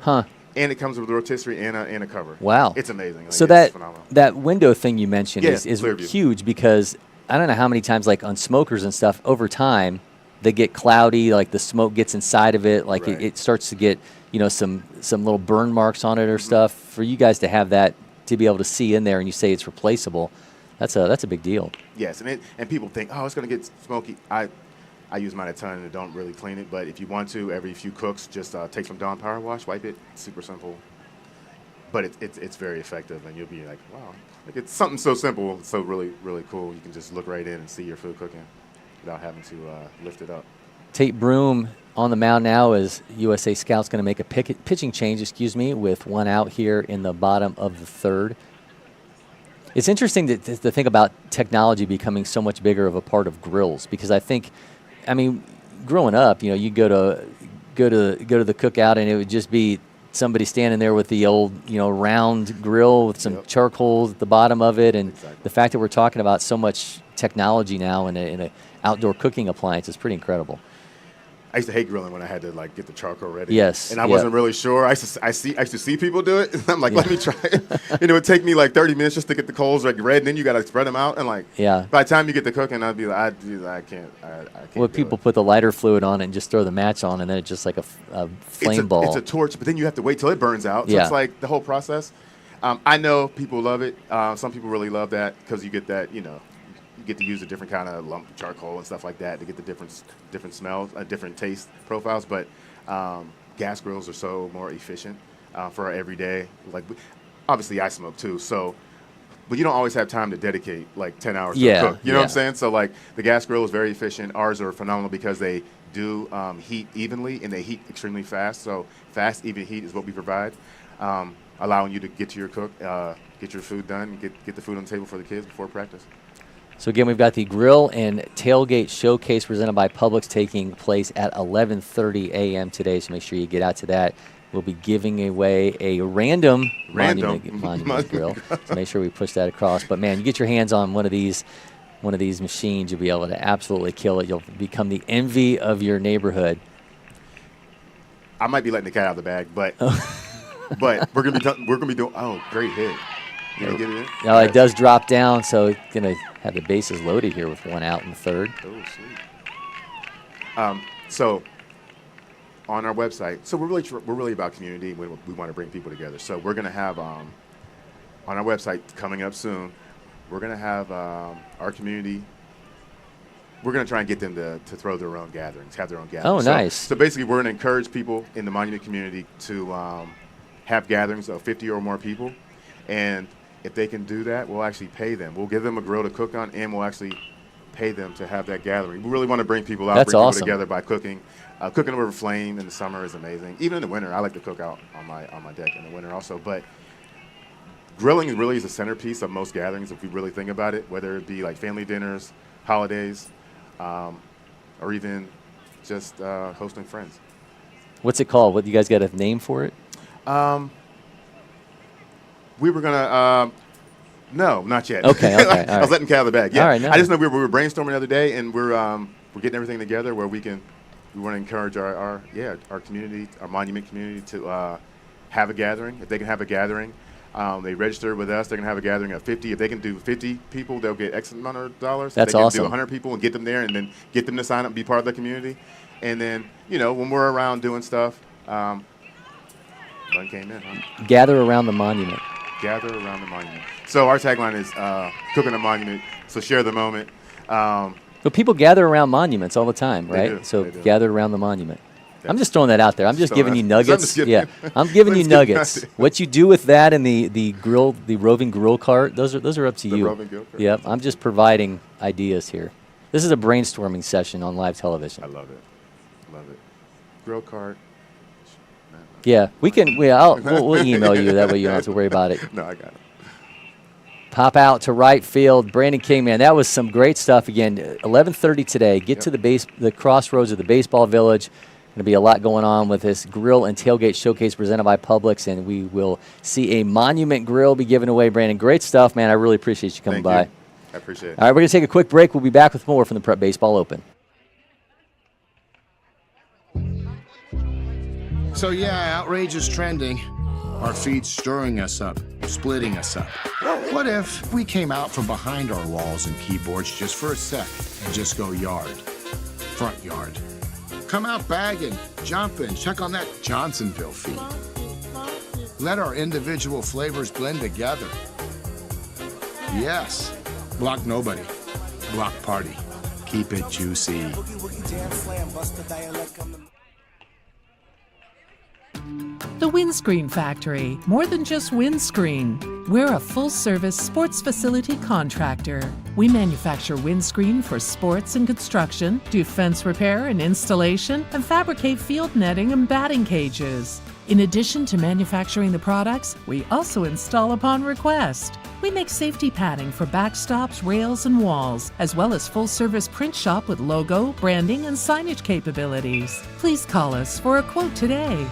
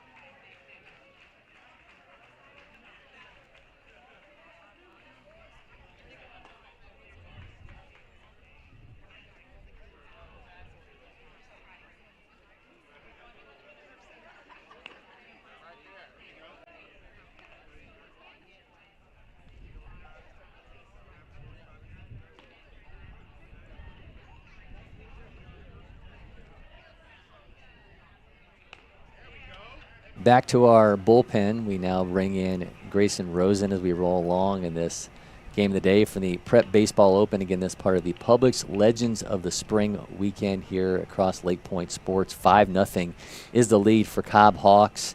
They're going to now turn things over to a new pitcher. They'll bring in Cameron Mack. Cameron Mack, the righty, is going to be facing off against Charlie Cruz, excuse me. Then Tate Broom and Sawyer Ferguson. You were down field level for a while. I think, as much as we see USA Scout here, this Cobb Hawks team, again, primarily made up of players from Hillgrove. A number of them have playing for other travel programs. Maybe a little bit of surprise that they've raced out to a 5-0 lead here in the fourth. Yeah, it definitely is. And we'll see how things continue to go. Big change of speed here on the mound. And I think with a team like this USA Scout lineup, they're not used to seeing a guy throw 55, 60 miles an hour. Yeah, certainly something to that, yeah. And I think they were maybe a little bit too in their heads down there. It kind of seemed like it when I was walking around, but this could be kind of the difference maker now that they're seeing pitching they're a little bit more used to getting up there at 70. So this is the third time we've done a USA Scout game during one of these broadcasts here early in the season. Each time we have watched them go on late runs. We've seen a big late inning each time from USA Scout, and certainly they are eyeing that as we've got about 35 minutes of game time remaining, and USA Scout sitting in a 5-0 hole here, in the fourth inning. Yeah, and when it comes to how they've been doing it on the other side of the ball, Cobb Hawks just been finding the right moment. They capitalized off some walks, they've capitalized on some base running, and things are just working out in their favor. USA Scout is still looking for that. You stranded bases loaded in the first inning with 2 outs, and now they just seemingly haven't quite recovered from that moment. Misses on the 3-1, so a leadoff walk here to Charlie Cruz. That's going to bring up Tate Broom. Mentioned in his first AB, Tate, a former player of the game here. He and Brogan Stevens have both held that honor for USA Scout in these previous broadcasts.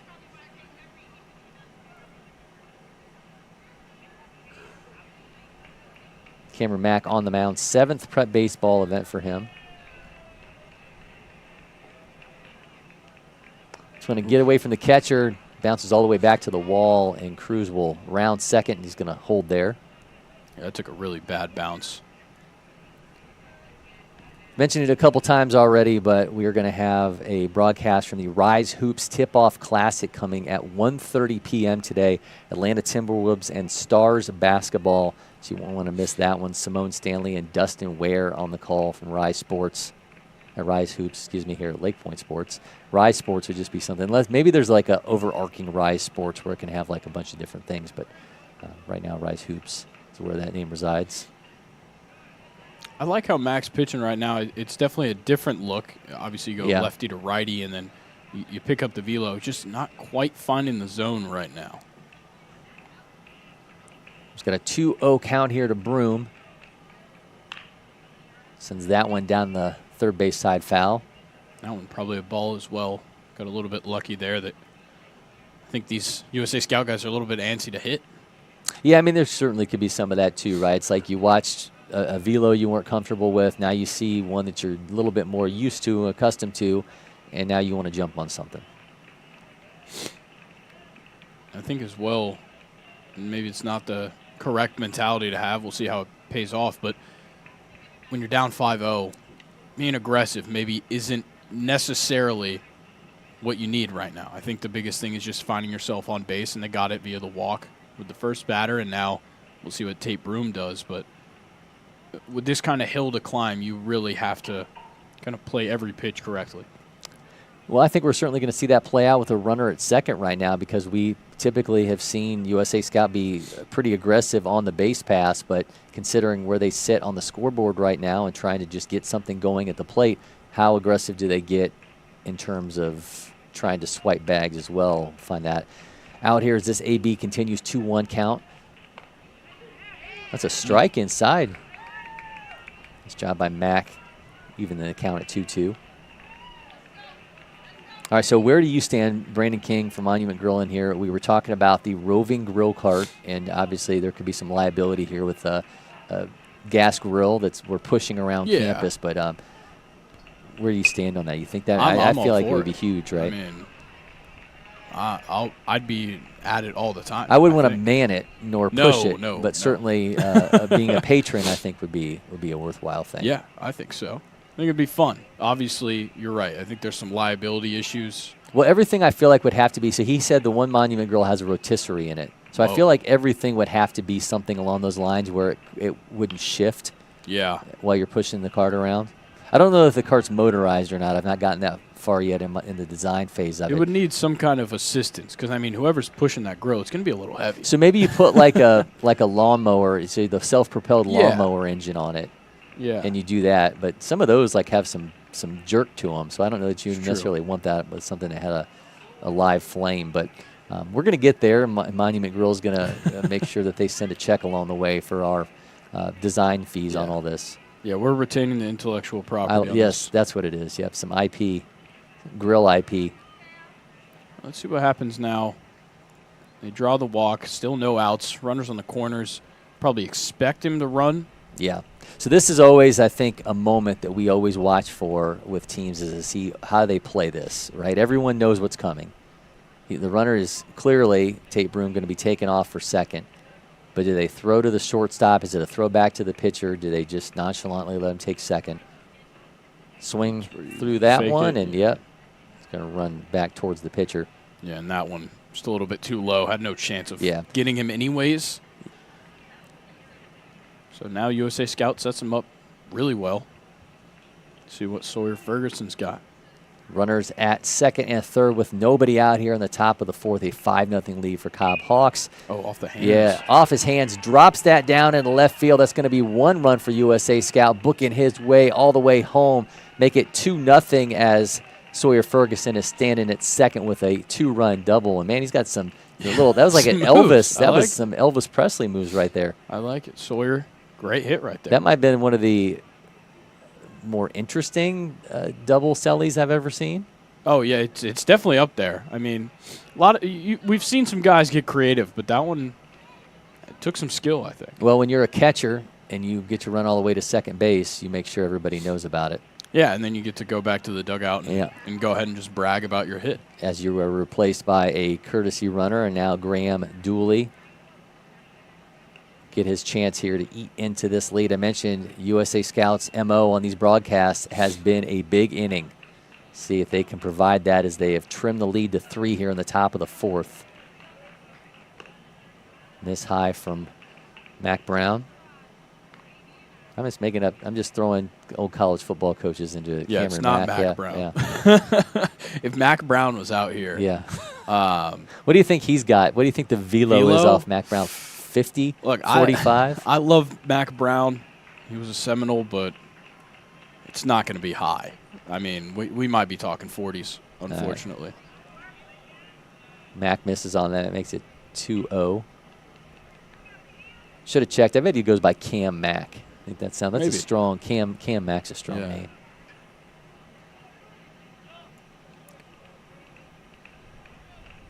Dooley versus Mac. That's a couple of notable names in coaching circles.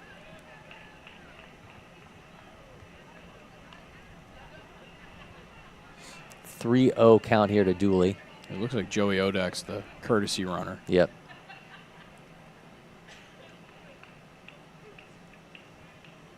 The center fielder, which he would actually be up in 2 batters, so that's going to be interesting. I don't think Joey's actually in the lineup today. I noticed this when I was down there.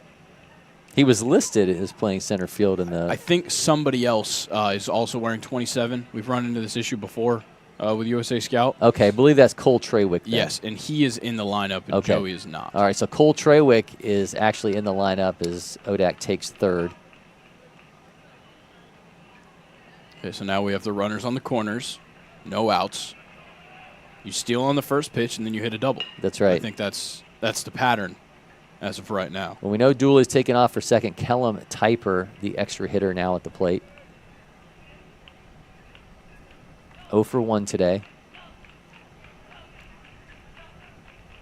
Typer, first pitch swinging, sends that down the right side, and they got him for the out. Man, Some tough luck there for Kellum Typer as he fought that pitch off and ends up getting the second out. Yeah, all right, so our camera did not cut over, so you were seeing those red dots populate on the scoreboard just as we are, so now 2 down in the inning. Yeah, must have been a soft line drive to first base and caught the runner lacking out in the baseline.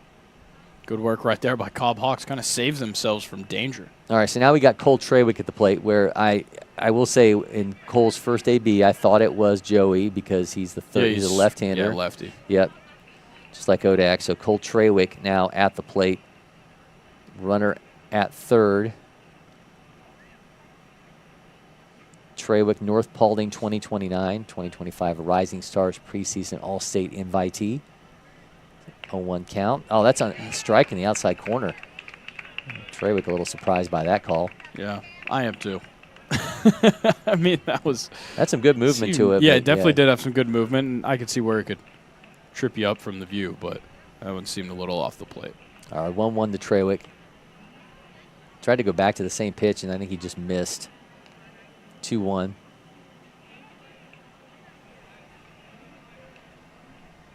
I think right now you're just thinking get on base. I know there's 2 outs, but you want to score that runner from third. You don't want to leave him stranded here.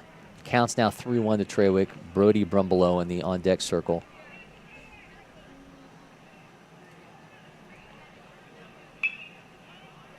Excuse me, Christian Crane in the on-deck circle.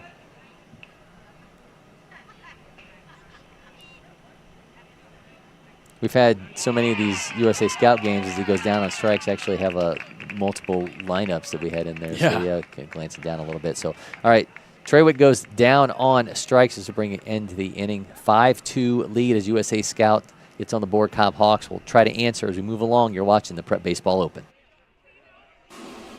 Where's it written? Only grill burgers? Nowhere. That's where. Now throw on some sausage. And keep it juicy. Boogie, woogie, jam, slam, bust the dialect. I'm the man in command. Come, flow with the sounds of the mighty mic.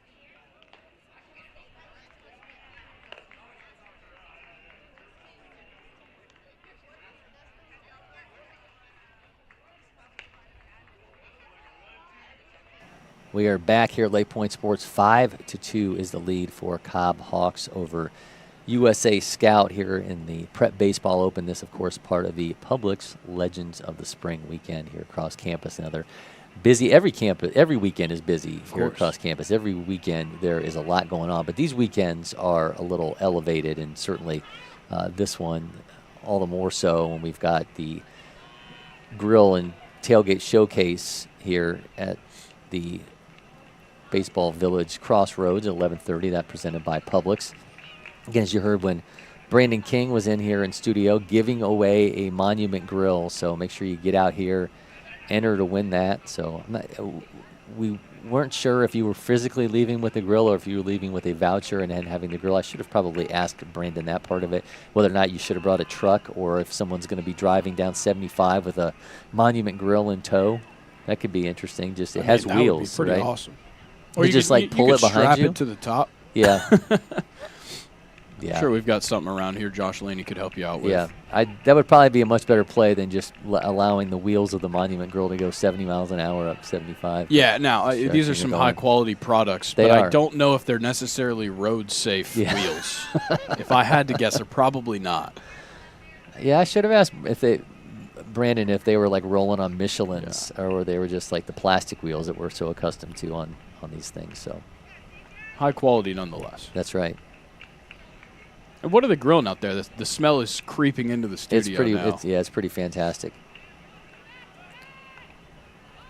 C.J. Romanowski steps in, and this guy has absolutely had himself a game so far. He's 2 for 2 with two RBI off of a double, and he has just been the man so far for Cobb Hawks. To see what he's got in store for his 3rd trip to the plate.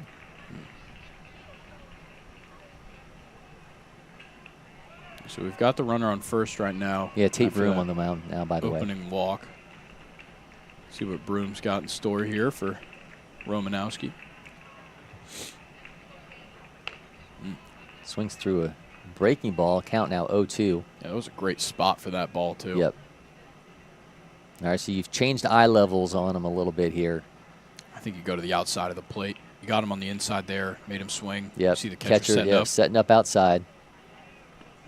Tries to go to like it, but he misses. Romanowski holds off. Count now 1-2. Now you throw a high fastball. Yeah, absolutely. Yeah, 2 things go low, one inside, one outside. See what we get. Oh, breaking ball just kind of loses it. Yeah, nice job behind the plate, stopping that from going any further. Yeah. Keeping the runner at first.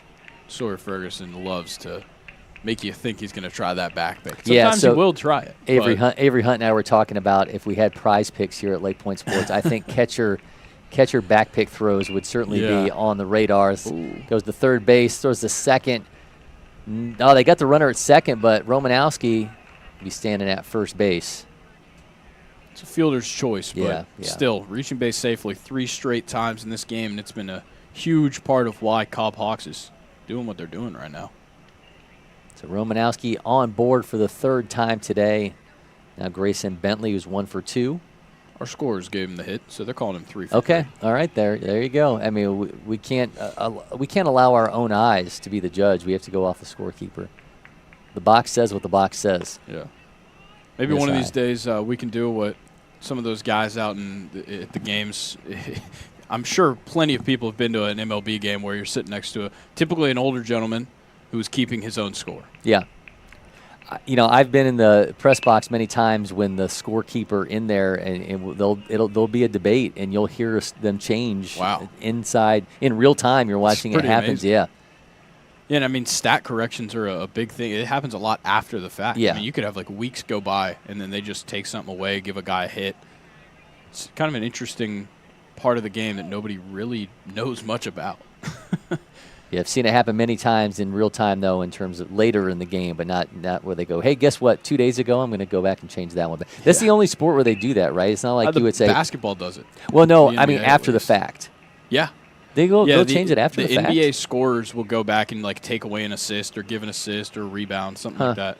I know in the gambling space, that's a very popular thing. Is people are watching close and they'll attack the NBA Officials Association on Twitter until they change something. Wow. Just not how they should be going about that. Yeah.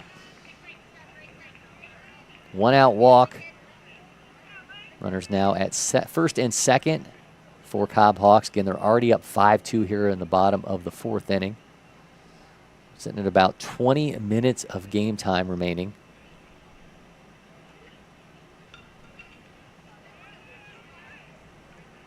Well, in that case, if they can go back and change stuff, then they should retroactively change what happened at the end of that Maryland game when Queen took 3 steps for the game winner. It was not a gather step. No. It was 3 steps that he took to get that game winner to get into the Sweet 16. So I think that should retroactively be changed too.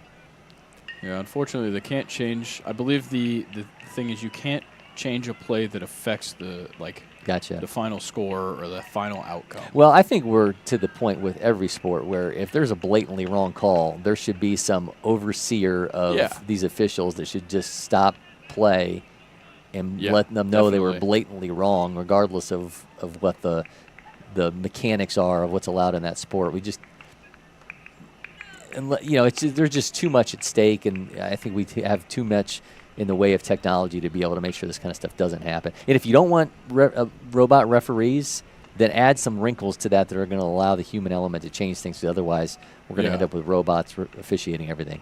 Yeah, and I mean it's a little bit harder in sports where there is more subjective calls. Yeah. I mean, you can't really tell me that there's some AI mechanism that's going to call a perfect pass interference in football. If there was AI and robots calling NFL games, there would be holding on every play. Yeah, exactly. Exactly. But with baseball, I mean, you can look at the numbers. In spring training, it was about 50% of ball and strike challenges got overturned. So it's not really changing all that much. If only half of them are changing, it's not like a crazy rate of return for, the catcher or the hitter that's making these calls.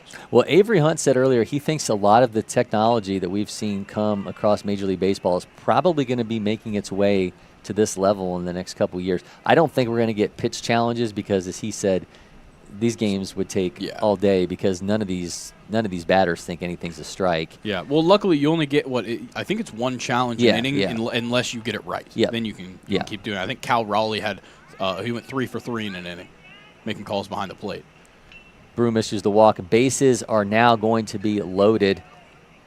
Luke Germano now step in for Cobb Hawks. Blue's been out there for a while when he's doing toe touches. We keep those hamstrings loose. Yeah, he hasn't really gotten to move around a lot either in this inning with the walks.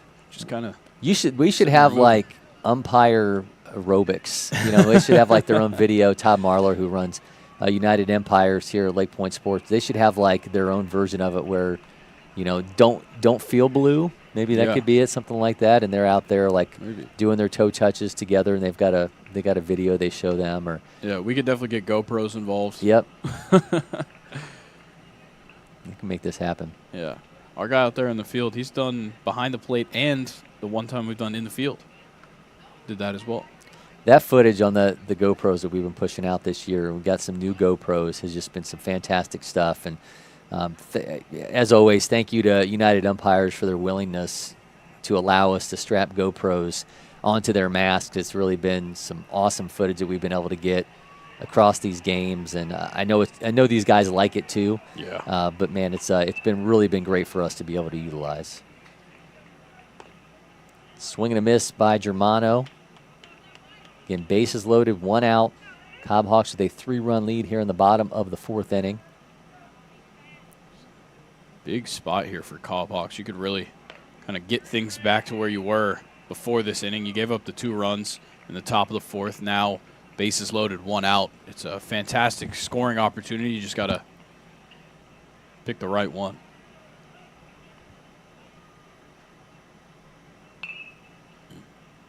Things are underway, meanwhile, outside here with the grill and tailgate showcase presented by Publix. Again, that just getting started here at 11:30 Eastern. Going to be running around for a little while. Nice big Publix, like double-decker party. Yeah. I don't really know what to call it, but it's pretty awesome. It's a structure, party structure. I don't know if you heard Brandon King or not when he was in here, the director of sales for Monument Grill. They have a grill that has LED lights on it, and it tells you when it gets too hot, but it also has a party mode. Oh. So you can like turn on the party mode with the lights and stuff. So, yeah. Luke Germano goes down on strikes. Good Father's Day gift idea right there. There you go. Everybody. Yeah. Monument Grill for your... Yeah, one that has party mode. Yeah. Because I asked them if they had one with speakers on it. If you had one with speakers and lights and they're like synced up to the lights, that'd be insane. I wonder if heat and speakers maybe just isn't a good mix. Yeah, I mean, maybe you could run them down on the ones with could shelves be on the far sides. Away, you could make them far enough away. I think it would work. Skies that one back foul. Because there's enough like going on with the shelving and everything underneath that doesn't get too hot. So you could probably run the wires all the way down the sides to be able to put the speakers on the shelves. So, I guess if us in studio we're building our ideal Monument Grill, we have speakers on it, party mode lights, and road safe wheels, and it's motorized so that we can roll around the park. Well, at that point, you just drive around your neighborhood like you're like the ice cream man, and you're like selling. Okay, so selling that's how you use the speakers. Yeah. Well, he told me they're going to run this sweepstakes where people who have more than 50 people at a gathering, like Monument, will pay for it. Wow. So if you could do that and then like have your that's how you would get everybody to come, right? You drive around your neighborhood while you're cooking the stuff. Yeah. And then you go to the gathering spot and everyone's there. I told him they should call it Gather Around the Monument. Dervilish short throws to second, and that will bring it into the inning. Bases left loaded by Cobb Hawks. They might want that opportunity back, but they lead 5-2 over USA Scout. We'll be back with more. You're watching the Prep Baseball Open. At Academy Sports and Outdoors, you'll always find more fun with great brands at the best prices. More of this, and this. So you can get together for a little of that, and a lot more of that. And even some of that, and that's good. Have more fun with great brands at the best prices. Only at Academy Sports and Outdoors.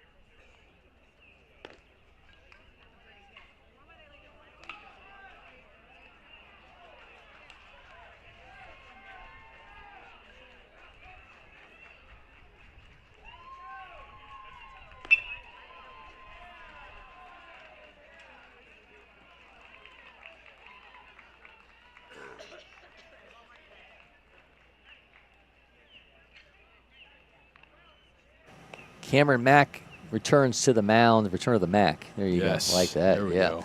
We got a 5-2 lead for Cobb Hawks over USA Scout as we move to the 5th inning of our coverage of the Prep Baseball Open.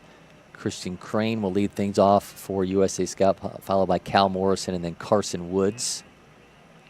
When Brian McCann came back to the Braves for his last year, I told him, I was like, you have got to come out to Return of the Mack for your first AB. And he was like, well, I already have a song. And I was like, you clearly missed an opportunity. Yeah, it's right up the middle by Christian Crane. It's going to be a base hit, 76.8 off his bat to start things off. But that would have been, you imagine, like the first time he would have came back, hits Truist Park for the first time. Yeah.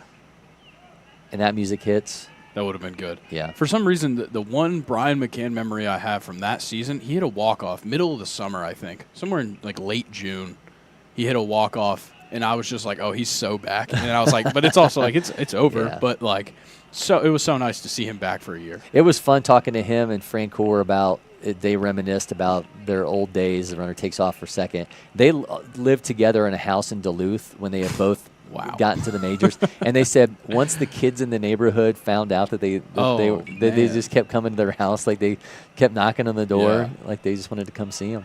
That's hilarious. Yeah, I can't imagine what young Jeff Francoeur and Brian McCann were up to living together. Yeah, well, they were hanging out with Dan Ugla and enjoying life, I have a feeling. 1-1 is the count here to Cal Morrison.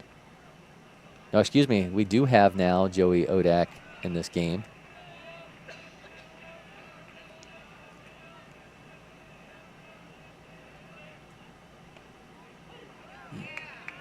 A good pitch right there. We've been seeing Matt get a little bit of that arm side movement a little bit later in his throw. So that one well placed against the lefty to fall back into the strike zone. There was a running joke covering the Braves that there was a bar as goes down on strikes near Truist Park, or near Turner Field, excuse me, that the price of their Pabst Blue Ribbon was whatever Dan Ugla's batting average was.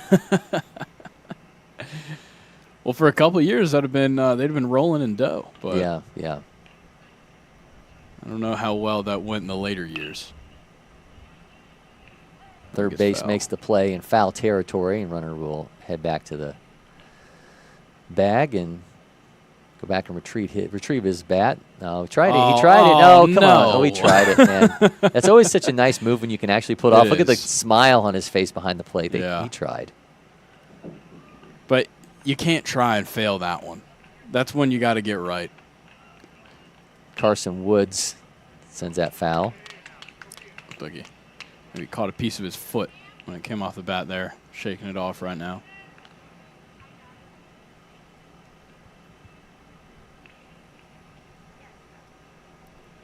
One thing I'll never understand with how baseball equipment and apparel has changed is his pants are at full length just under his calf. I'll never get that style at all. No? No. I mean, I get it if you pull them up, but if your pants are full length and they don't get to your ankles, it doesn't make a lot of sense. Those are called knickers. Yeah. But even like a lot of those guys that wear like the short pant or whatever it is, that at least goes to the knee. Yeah. But if it's like halfway down your calf, it just doesn't make sense to me at all. Maybe they just bought the wrong size. Maybe. Maybe you just got too long of legs. Yeah. I was never a fan of like the CJ Sabathia like pajama pant look. Yeah. That was where I drew the line. Like, you know, and no one like. Yeah, CC Sabathia's pants were baggy. Yeah. Really baggy. Speaking of baseball leggings, when's the last time you saw real stirrups on a baseball field? Ooh. For some reason, I can only think of like a pitcher that would but I can't think of one in my mind. But for some reason, if I think I saw one, it was probably a pitcher. Yeah. Yeah, real stirrups used to be a thing, man. Those were like a complete pain in the butt to make sure you got on and that they held right in your shoe. And then, right back to Cam. Mack makes a great catch, man. You better smile after that one, bud. Nice job. USA Scouts strands one. 5-2 is the lead for Cobb Hawks. We'll be back. You're watching the Prep Baseball Open from LakePoint Sports. So yeah, outrage is trending. Our feed's stirring us up, splitting us up. What if we came out from behind our walls and keyboards just for a sec and just go yard, front yard? Come out bagging, jumping, check on that Johnsonville feed. Let our individual flavors blend together. Yes, block nobody, block party. Keep it juicy.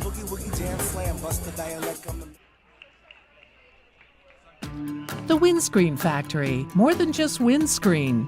We're a full-service sports facility contractor.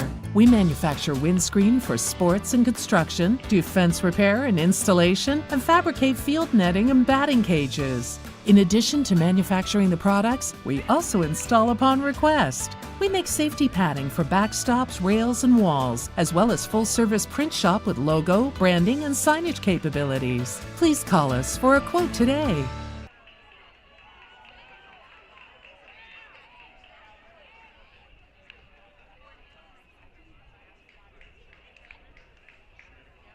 Our back Tate Broom is back on the mound for USA Scout, and he is facing off against Mac McCrory. Then it's Jackson Peterson and Gavin Nick Cobb. Cobb Hawks continue to lead 5-2 here in the bottom of the fifth inning. Yeah, I think this is kind of a pivotal moment here. We don't have too much time left on the clock, but if Cobb Hawks can extend this inning, they could leave it victorious. Yeah, I got 5 minutes left on the clock as McCrory has to move out of the way of that one. So you can kind of see Tate Broom's moving fast. So yeah, they're well aware of how much time they have to play with. They try to get themselves another inning. And oh, did that one hit his bat? Yeah, hit his helmet. Oh, man. It hit his bat. Okay. Yeah, you got to bring that bat down.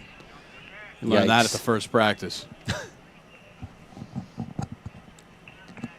Make the count 2-2 now off that foul off the top of his bat. Swings through it. He gets himself a strikeout. Man, that was an AB that did not start out the way that Tate Broom wanted it to, but it ends exactly like he likes, and that's a strikeout for out number one. Yeah, that was a tough spot for McCrory there. I mean, the foul tip when you don't bring the bat down is a tough look, and then you're just a little bit shaken up maybe after that. Tate Broom is working quickly. 0-1 count here to Jackson Peterson. Peterson's trying to call time. Yeah, he had his hand up the whole time. Broom's just trying to fly through. Yeah, I mean, he knows how much time they have to work with. They got about 4 minutes left. You got to wait on the umpire's call to bring it back in. There we go. Does he get a strike there, even if it is a strike? Like the zone got a little bit tighter. When you throw He's that still pitch. trying to call. Tate's got to wait on the But you know umpire's what? call, Yeah, I mean, I think the play. Like I've heard many umpires say, like, you don't call time, I call time. Like you can ask for time, but just because you put your hand up doesn't mean that I'm going to call time. And you kind of got to wait it out a little bit. Oh man, he absolutely ripped that ball on the run. The left fielders got it. Work. Man, 2 outs. That was a hard struck ball. Jackson Peterson ripped that 72 off his bat, but can result in out number 2. USA Scouts giving them a chance. They've got 3 minutes left, at least on our clock. Sometimes the umpires are 1 or 2 minutes different from what we've got rolling. So Gavin Nick Ka now at the plate with 2 down. He swings through that for strike 1. I'm going to be honest. If I'm Cobb Hawks, I just take pitches. Yeah, just take pitches. There's no reason to be swinging right now. Make him get you to 0-2. And then go from there. Well, he's got him 0-2. 3 minutes left on the official clock. We'll see if that is the official's clock, but at least it's the one that we have access to. There it is. A strikeout. Man, Tate Broom was working quickly, and he got exactly what he needed, which is another opportunity for USA Scout. Are they going to get it? Yeah. They will indeed. Cobb Hawks headed back out into the field. We'll be back with more from LakePoint Sports.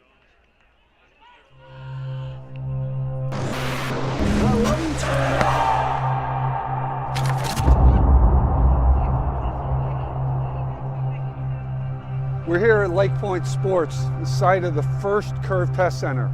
There will be lots of Curve Test Centers, but this will always be the first. And why are we here? Here for a couple of reasons. One is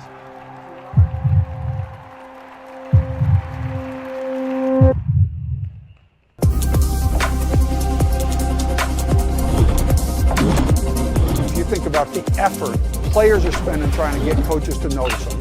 The effort coaches are spending trying to figure out who's actually any good. The poor parents who are sitting there saying, where's my kid headed? This is the answer for all that.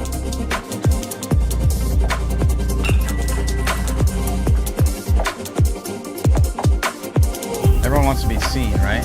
Sometimes what can be seen is data. So it's hard to get in front of coaches at all these programs at once, or even the school you really want to go to. So using data helps us a ton. And as long as it's reliable and there's something that can give us better information with the small sample size is what we're looking for.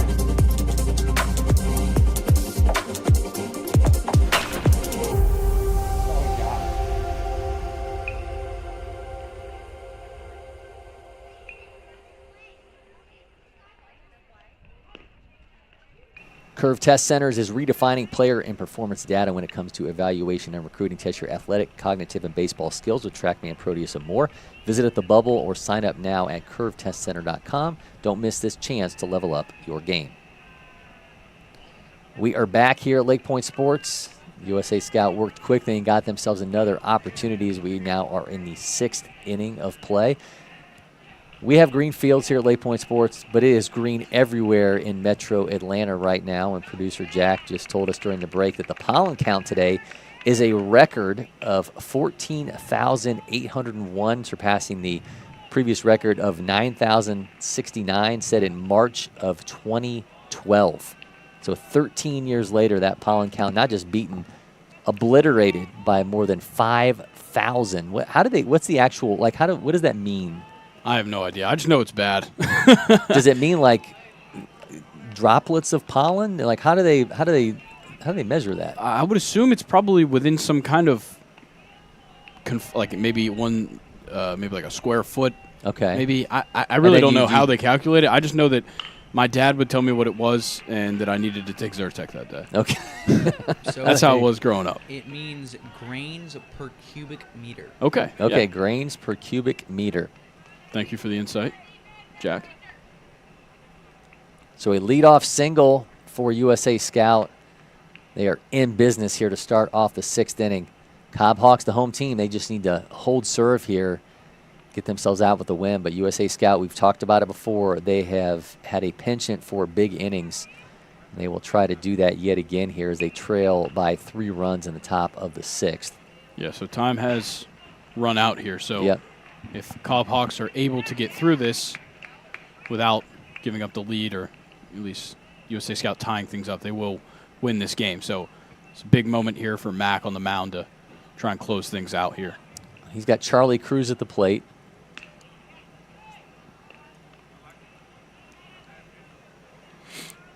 Max looked awfully strong as he's come on in relief. He's got the runner on first, too, and you kind of want to hold him there. He's going to go. Takes off for second, and that one's going to bounce into the shortstop's glove as he cuts it off. So you lose that double play ability, but still have a whole different task at hand. You have the 3-run lead. You're just trying to get those 3 outs before they can get 3 runs. Gets away from the catcher. Runner taken off for third, and he will hold on to that one and avoid any future trouble. Wasn't really a bad block. I don't even really know how it got past him. It looked like it maybe got like between his arm and his chest and just rolled past, but good work by USA Scout moving around the base paths. So Cruz draws a walk, and now there'll be runners at the corners as Tate Broom steps in. Tate Broom may as quantify as the hero for USA Scout right now as he got them into this 6th inning. Worked awfully quick on the mound. We saw interesting exchange. Jackson Peterson repeatedly tried to call for time, and much to Broom's chagrin as he was trying to work quickly and even to provide this opportunity for USA Scout, but he did his job. He's got his team a chance here. We're going to take a quick break as we will come back and tell you more about the new arm stepping in for Cobb Hawks. At Academy Sports and Outdoors, you'll always find more fun with great brands at the best prices. More of this, and this. So you can get together for a little of that, and a lot more of that. And even some of that, and that's good. Have more fun with great brands at the best prices. Only at Academy Sports and Outdoors.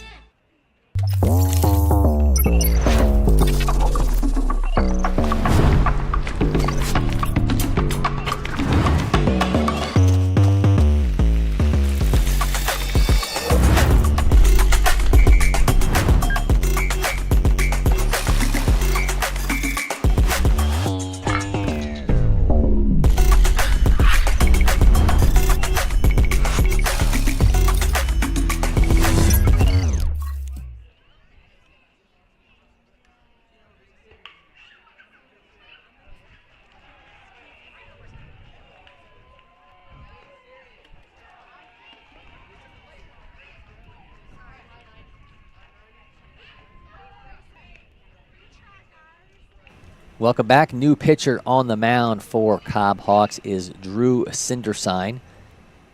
He takes over for Cameron Mack. Cameron Mack pitched 2 innings, allowed 3 hits, 2 runs, both earned 4 walks, 1 strikeout.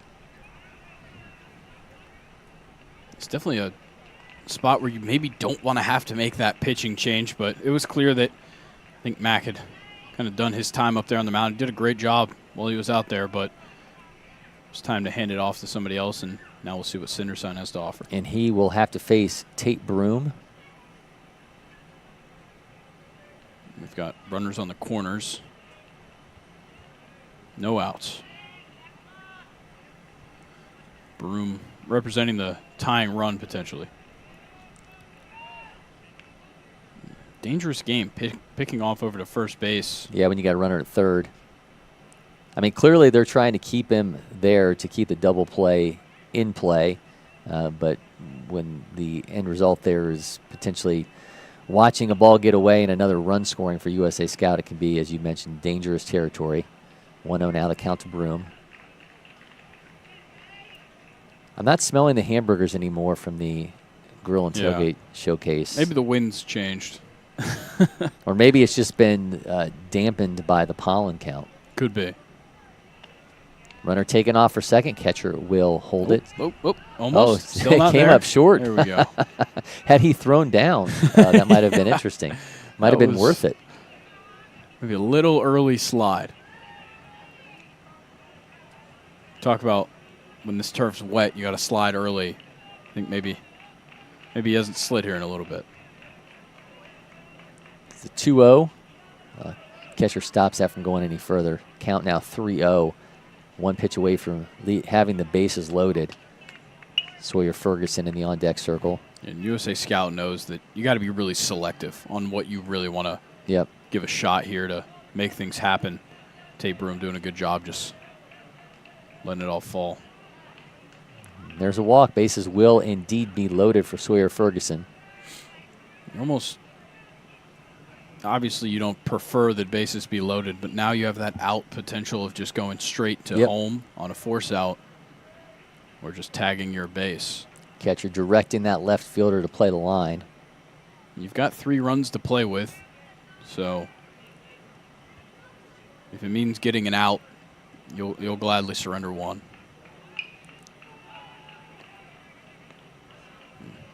Another miss. Yeah, Cindersign's going to need to find the zone because USA Scout is not going to offer on anything that's not good enough for him. Yeah, and look, I mean, any pitcher who enters a ball game, the easiest thing to do is to blow the ball past a batter. But you sometimes just want to allow guys to put the ball in play. As he does that, able to get the play at third, and he will indeed surrender a run. But they get out number 1. Scores now 5-3 here in the 6th. That's exactly how that needed to be handled. Good work there at third base, just going, getting the out you can get, and going for the next one. You still have 2-run lead, so there is life. And that double play is still in order now with the runners on first and second. So don't count that out either as an option for Cobb Hawks to get out of this inning. I believe Graham Dooley has been replaced by Brody Brumbelow. That's a bright bat. It's a bright yellow bat. Oh, it gives him a strike inside. Have you seen the one that looks like a pencil? Yeah. That Victus bat? That's pretty nice. And they're bringing a wood version of it. A bunch of MLB guys have their own colorways for them. That's pretty great. Yeah, they had a good announcement video. Bobby Witt Jr. involved, a couple other guys. Goes back to the same location, makes it 1-2 now. Trying to back him up off the plate. Brumbelow, 2029 on his way to Farragut High School in Tennessee.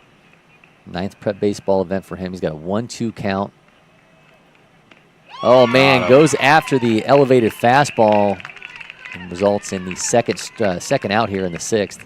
Good work right there manipulating the eye level. We talk about it a lot. You got 2 strike calls on the inside half, real close to the batter, but a strike nonetheless because he was crowding the plate a little bit. Now you switch it up. You go outside, high. Just got no chance. Kellum Typer at the plate. Now another strike. Took him a little while, but Drew Cindersign has found his rhythm and found his groove. And he just needed some extra warm-up pitches. Yeah, he did. A couple of those he had to throw in the inning, but he's going to get it done here. Let's see. He skies this one. Second baseman on the run. Who's got it? Nobody's got it. Man, that's a whole heap of trouble, and you hate that as a coach because you're just waiting for somebody to call it. When you're the pitcher, you're running down a mound. The last thing you want to do is necessarily have to backtrack into the grass and make that play. Nobody does it, and the bases will be loaded with 2 outs. You certainly avoided disaster, not letting it get over somebody's head and roll away and maybe a run score. So you still have your 2-run lead. You still got 2 outs. Just now the bases are loaded. You go for that whatever out you can get now. Cole Trawick at the plate. Chance to play hero right here with bases loaded. Good stop there. It's a valuable run that's standing on third base right now. Well, mind you, Cobb Hawks are going to get a chance should USA Scout even this thing up or pull ahead. We do have ties in pool play, but the home team's going to get their opportunity. Rips that 82.9 off his back. Cole Trawick drops that in front of the center fielder. 1 run scores. Another run scores.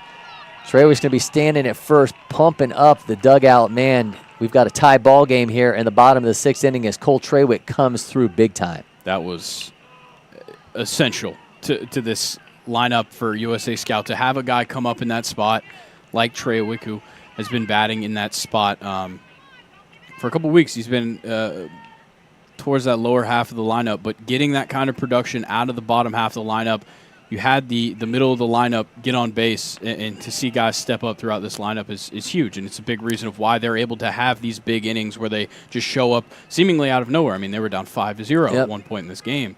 It's those kinds of contributions that bring you ahead like this. I mean, just heartbreaking for Drew Cindersine, too, because he had a pop-up that should have ended the game, and then you extend things and give Trawick an opportunity, and he comes through 83 miles an hour off his bat, gets himself a 2 RBI single. That one's crushed, too, out into that gap. Yeah, man, that is going to be all kinds of trouble. Man, absolutely on the run. Christian Crane coming through. He's going to be making his way to third. Is Crane going to hold there? Christian Crane is going to make his way all the way home. The throw is going to be short as Christian Crane's got himself an inside the park home run. And Cobb Hawks catcher can only sit there on his rear, just came watching that moment happen for USA Scout as they take an 8-5 lead here in the 6th. How often are we going to get 2 weeks in a row where we see an inside the park home run that was as clean as you'll find them? Man, Christian Crane just absolutely roped that 86.4 off his bat, and then it was just off to the races. Gets away from the catcher, and Drew Cindersine now a little bit out of sync. Again, he had this game won off a potential pop-out that would have ended the game, but USA Scout able to extend the inning and now take an 8-5 lead here in the 6th. We talked about it earlier, and it didn't necessarily come to fruition at the time, but USA Scout, no stranger to a big inning. And this is it. This is the big inning right now. And now they have themselves a 3-run lead. Came in with a 3-0 or a 3-run deficit. Now in a great position to potentially win this game. 3-0 count here to Joey Odak. He's not even going to attempt to swing at that one, as you saw him doing squats in the batter's box. Yeah, when you start pulling out the antics like that on 3-0, you're just inviting the umpire to call whatever they throw a stroke. Yep. 3-1 to Odak. He's got a hold of that one, 82.2 right into the glove of the shortstop. But USA Scout has taken an 8-5 lead. Cobb Hawks, can they respond? We'll find out as we head to the bottom of the 6th and what will be the end of this game. We'll be back with more from the Prep Baseball Open. So yeah, outrage is trending. Our feed's stirring us up, splitting us up. What if we came out from behind our walls and keyboards just for a sec and just go yard, front yard? Come out bagging, jumping, check on that Johnsonville feed. Let our individual flavors blend together. Yes, block nobody, block party. Keep it juicy.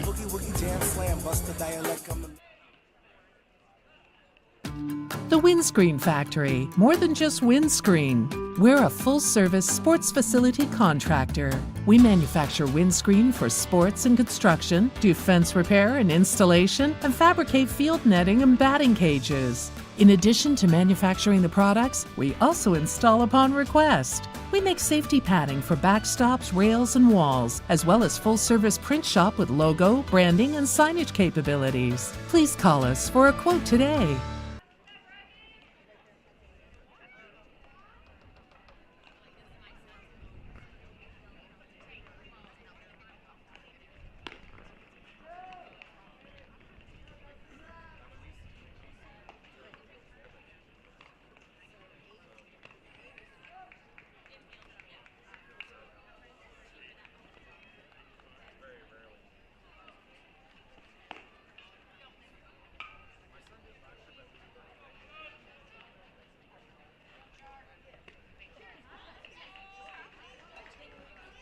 Pitcher for USA Scout will try to close things out and preserve an 8-5 win over Cobb Hawks. We'll see if the Hawks can respond and put a kink in those plans. Brogan Stevens on the mound. He'll be facing Charlie Johnson, Mikhail Wood, and C.J. Romanowski. It comes down to this for Cobb Hawks. I was immediately going to call this out, and he's already fixing it, but he tucked his jersey in. When he was throwing his warm-up pitches, we were seeing it during the commercial break. I saw the untucked jersey. That's something that I always comment on because I think it's one of those things I don't know why I can't stand. When I helped out coaching, actually guys at this age level, that was just something like, don't step on the field unless your jersey's tucked in. But I'm glad he fixed it. Make it 1-1 here to Johnson. Charlie Johnson was the opening pitcher for Cobb Hawks. In his first at bat, he walked and then eventually was one of those runs that scored. Misses high. What a big response out of USA Scouting. I mean, it's at this point a kind of a tired storyline with this team because we've talked about it each and every time we've seen them play, that they have that big inning. That one right back to Stevens, gathers, throws to first for the first out. They do it every time. They come through offensively with that crooked number, and they were able to deliver that and get themselves an 8-5 lead as we sit here in the 6th. Yeah, and on top of it, it seems like every now and then they'll give up the runs early. They give up the 2 early on, and then you make it 5-0 after 3 innings, and you're almost getting hot at the right time later in the game, because this Cobb Hawks team hasn't scored in 3 innings. Yeah. So it almost works in USA Scouts' favor to have these late games. Now, you would prefer to just put up 15 runs in the first inning and then just coast your way through the next 2. But, I mean, you're going to win these games like this. You might as well do it in an exciting way, I guess. Well, I think it's a team, too, that is really good at taking advantage of a pitching staff late in the game. Yeah. You know, once they get through the starter and they're able to kind of see those secondary arms, drive with the pitch count on the starter, get into those secondary arms, and those are the ones that they've been having the ability to feast on. That's not saying they can't get it done against a starting pitcher. It's just more often than not a guy you bring in later in the game may not be the same degree of the pitcher that you brought in, and they are primed to take advantage of those kind of arms. And these are talented players that USA Scout has out on the field, and you got to take time to figure out your approach. This is such an interesting thing. I saw him do this in his first at bat. I'm not a fan of it. He's the totally, low crouch. Well, he's blocking Ferguson's ability to even see the pitcher. And Ferguson's mentioning it too. Yeah. Wood puts that one in play. Second baseman has on the run. Man, he's got some speed. Just got real him. Close. Yeah. Kyle Wood can absolutely fly, and he made that much closer than probably should have been. Yeah. The issue with that, it's not that he's crouching down to try and make his strike zone smaller. It's that he is totally blocking the plate. Like, I believe his kneecap was probably over the corner of home plate. Cobb Hawks are credited with 7 hits today. 3 of them have come via C.J. Romanowski, who steps in now. He had a 2-run double in his first AB and was given a single on the second one, and what we thought was a fielder's choice, but was presented as a hit in the box score. So he is 3 for 3, and his team absolutely needs him to deliver that 4th hit, or at least get on base another way to keep this game going. And there's now 2 down here in the bottom of the 6th, and he's got himself a 2-0 count. Yeah, regardless of if you think that third one was a hit or not, he's reached base safely all 3 times that he's come up, and he was responsible for 3 of their 5 runs, 2 of them off his bat, and 1 of them he scored himself. So he's had himself a great day. Oh man, what a catch. It drops down into left field just over top of the outstretched hand of the shortstop. And guess what? C.J. Romanowski, 4 for 4 today. I thought he had it. I thought he caught that. Yeah, we nearly had a spectacular catch to end this game. But C.J. Romanowski, I don't know the last time we had a player go 4 for 4 in one of these games. Doesn't happen often. Yeah, does not. C.J. Romanowski, 4 hits on the day, and he has extended things to get to Grayson Bentley. Stevens throws over to first. Yeah, Logan Tilkey there at shortstop. Just barely missed it. Yeah, man, it looked like it just glanced off the top of his glove. I'd be interested to ask him how close he was to catching that. The back pick throw to first. Romanowski safe.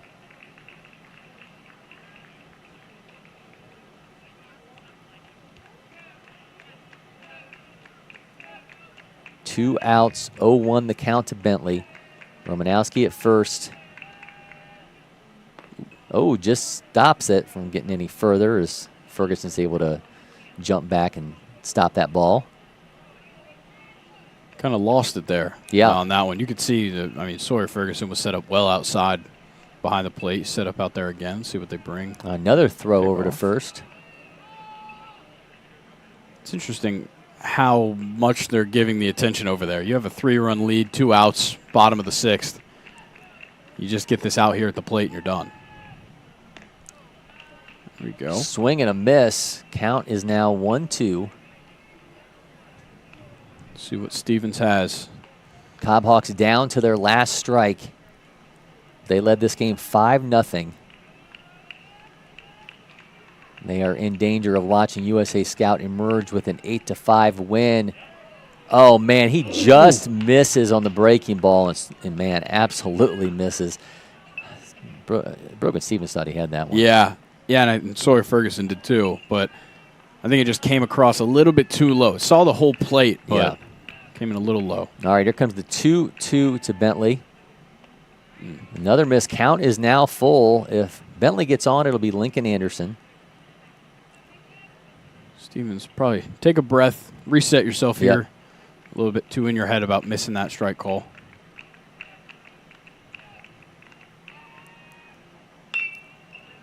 Bentley with a dribbler to third. The throw to first. In time, and USA Scout trailed 5-0. They get themselves an 8-5 comeback win over Cobb Hawks, and man, just a huge offensive performance. We have seen them out of this USA Scout team many times. They delivered it yet again and got themselves a 3-1 win in our game of the day from the Prep Baseball Open. We'll be back with more from LakePoint Sports as we recap this one and talk player of the game.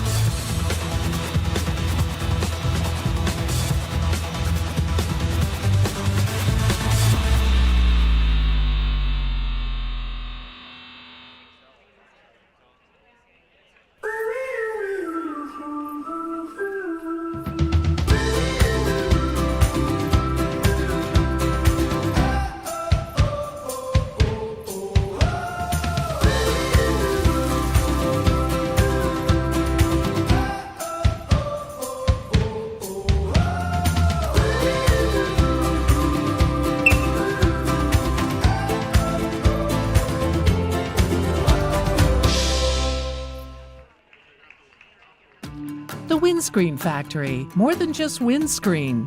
We're a full-service sports facility contractor. We manufacture windscreen for sports and construction, do fence repair and installation, and fabricate field netting and batting cages. In addition to manufacturing the products, we also install upon request. We make safety padding for backstops, rails, and walls, as well as full-service print shop with logo, branding, and signage capabilities. Please call us for a quote today.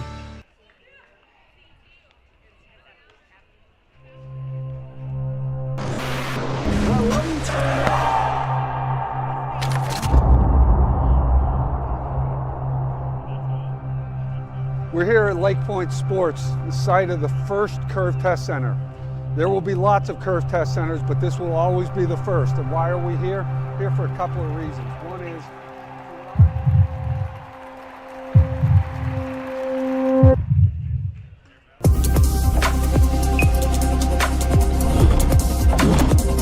if you think about the effort players are spending trying to get coaches to notice them, the effort coaches are spending trying to figure out who's actually any good, the poor parents who are sitting there saying, where's my kid headed?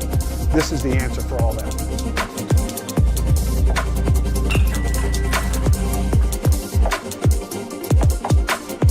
Everyone wants to be seen, right? Sometimes what can be seen is data. So it's hard to get in front of coaches at all these programs at once, or even the school you really want to go to. So using data helps us a ton. And as long as it's reliable and there's something that can give us better information with the small sample size is what we're looking for.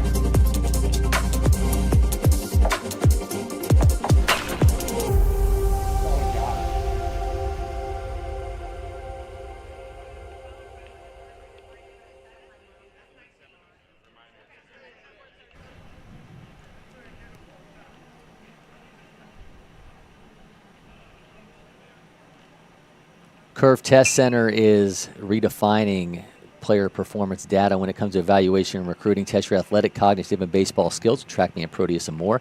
Visit at the Bubble or sign up now at curvetestcenter.com. Don't miss this chance to level up your game. Welcome back. Cory, McCartney, Grayson, Rosen with you, where we just saw a USA scout get an 8-5 win over Cobb Hawks in our game of the day from the Prep Baseball Open. Of course, part of the Publix Legends of the Spring Champions weekend. We can still hear outside the Grill and Tailgate Showcase presented by Publix going on in the crossroads of the baseball village. We hear 680 The Fans, Kelly Krull, she's emceeing. They also have Publix providing the perfect tailgate ingredients. Coke telling you which of their products pairs best with grilled foods. Did you know it's like wine, right? You can like to have different Coke products that pair best with certain grilled foods. They also have Monument Grills in action. Element Hotel's chef is working one of those. So get out here if you can. Certainly a lot going on across campus and specifically here at the Baseball Village. Again, we just saw USA Scout get an 8-5 win over Cobb Hawks.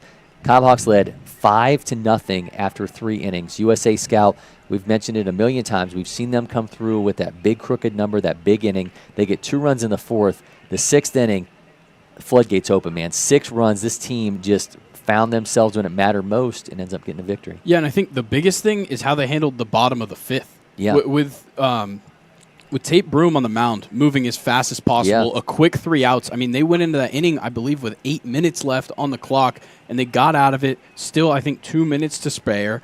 They brought themselves up and gave themselves the opportunity, and then handled that so well. They were taking pitches. They were letting everything come to them, and in the moments that it did fall to them, they capitalized on it.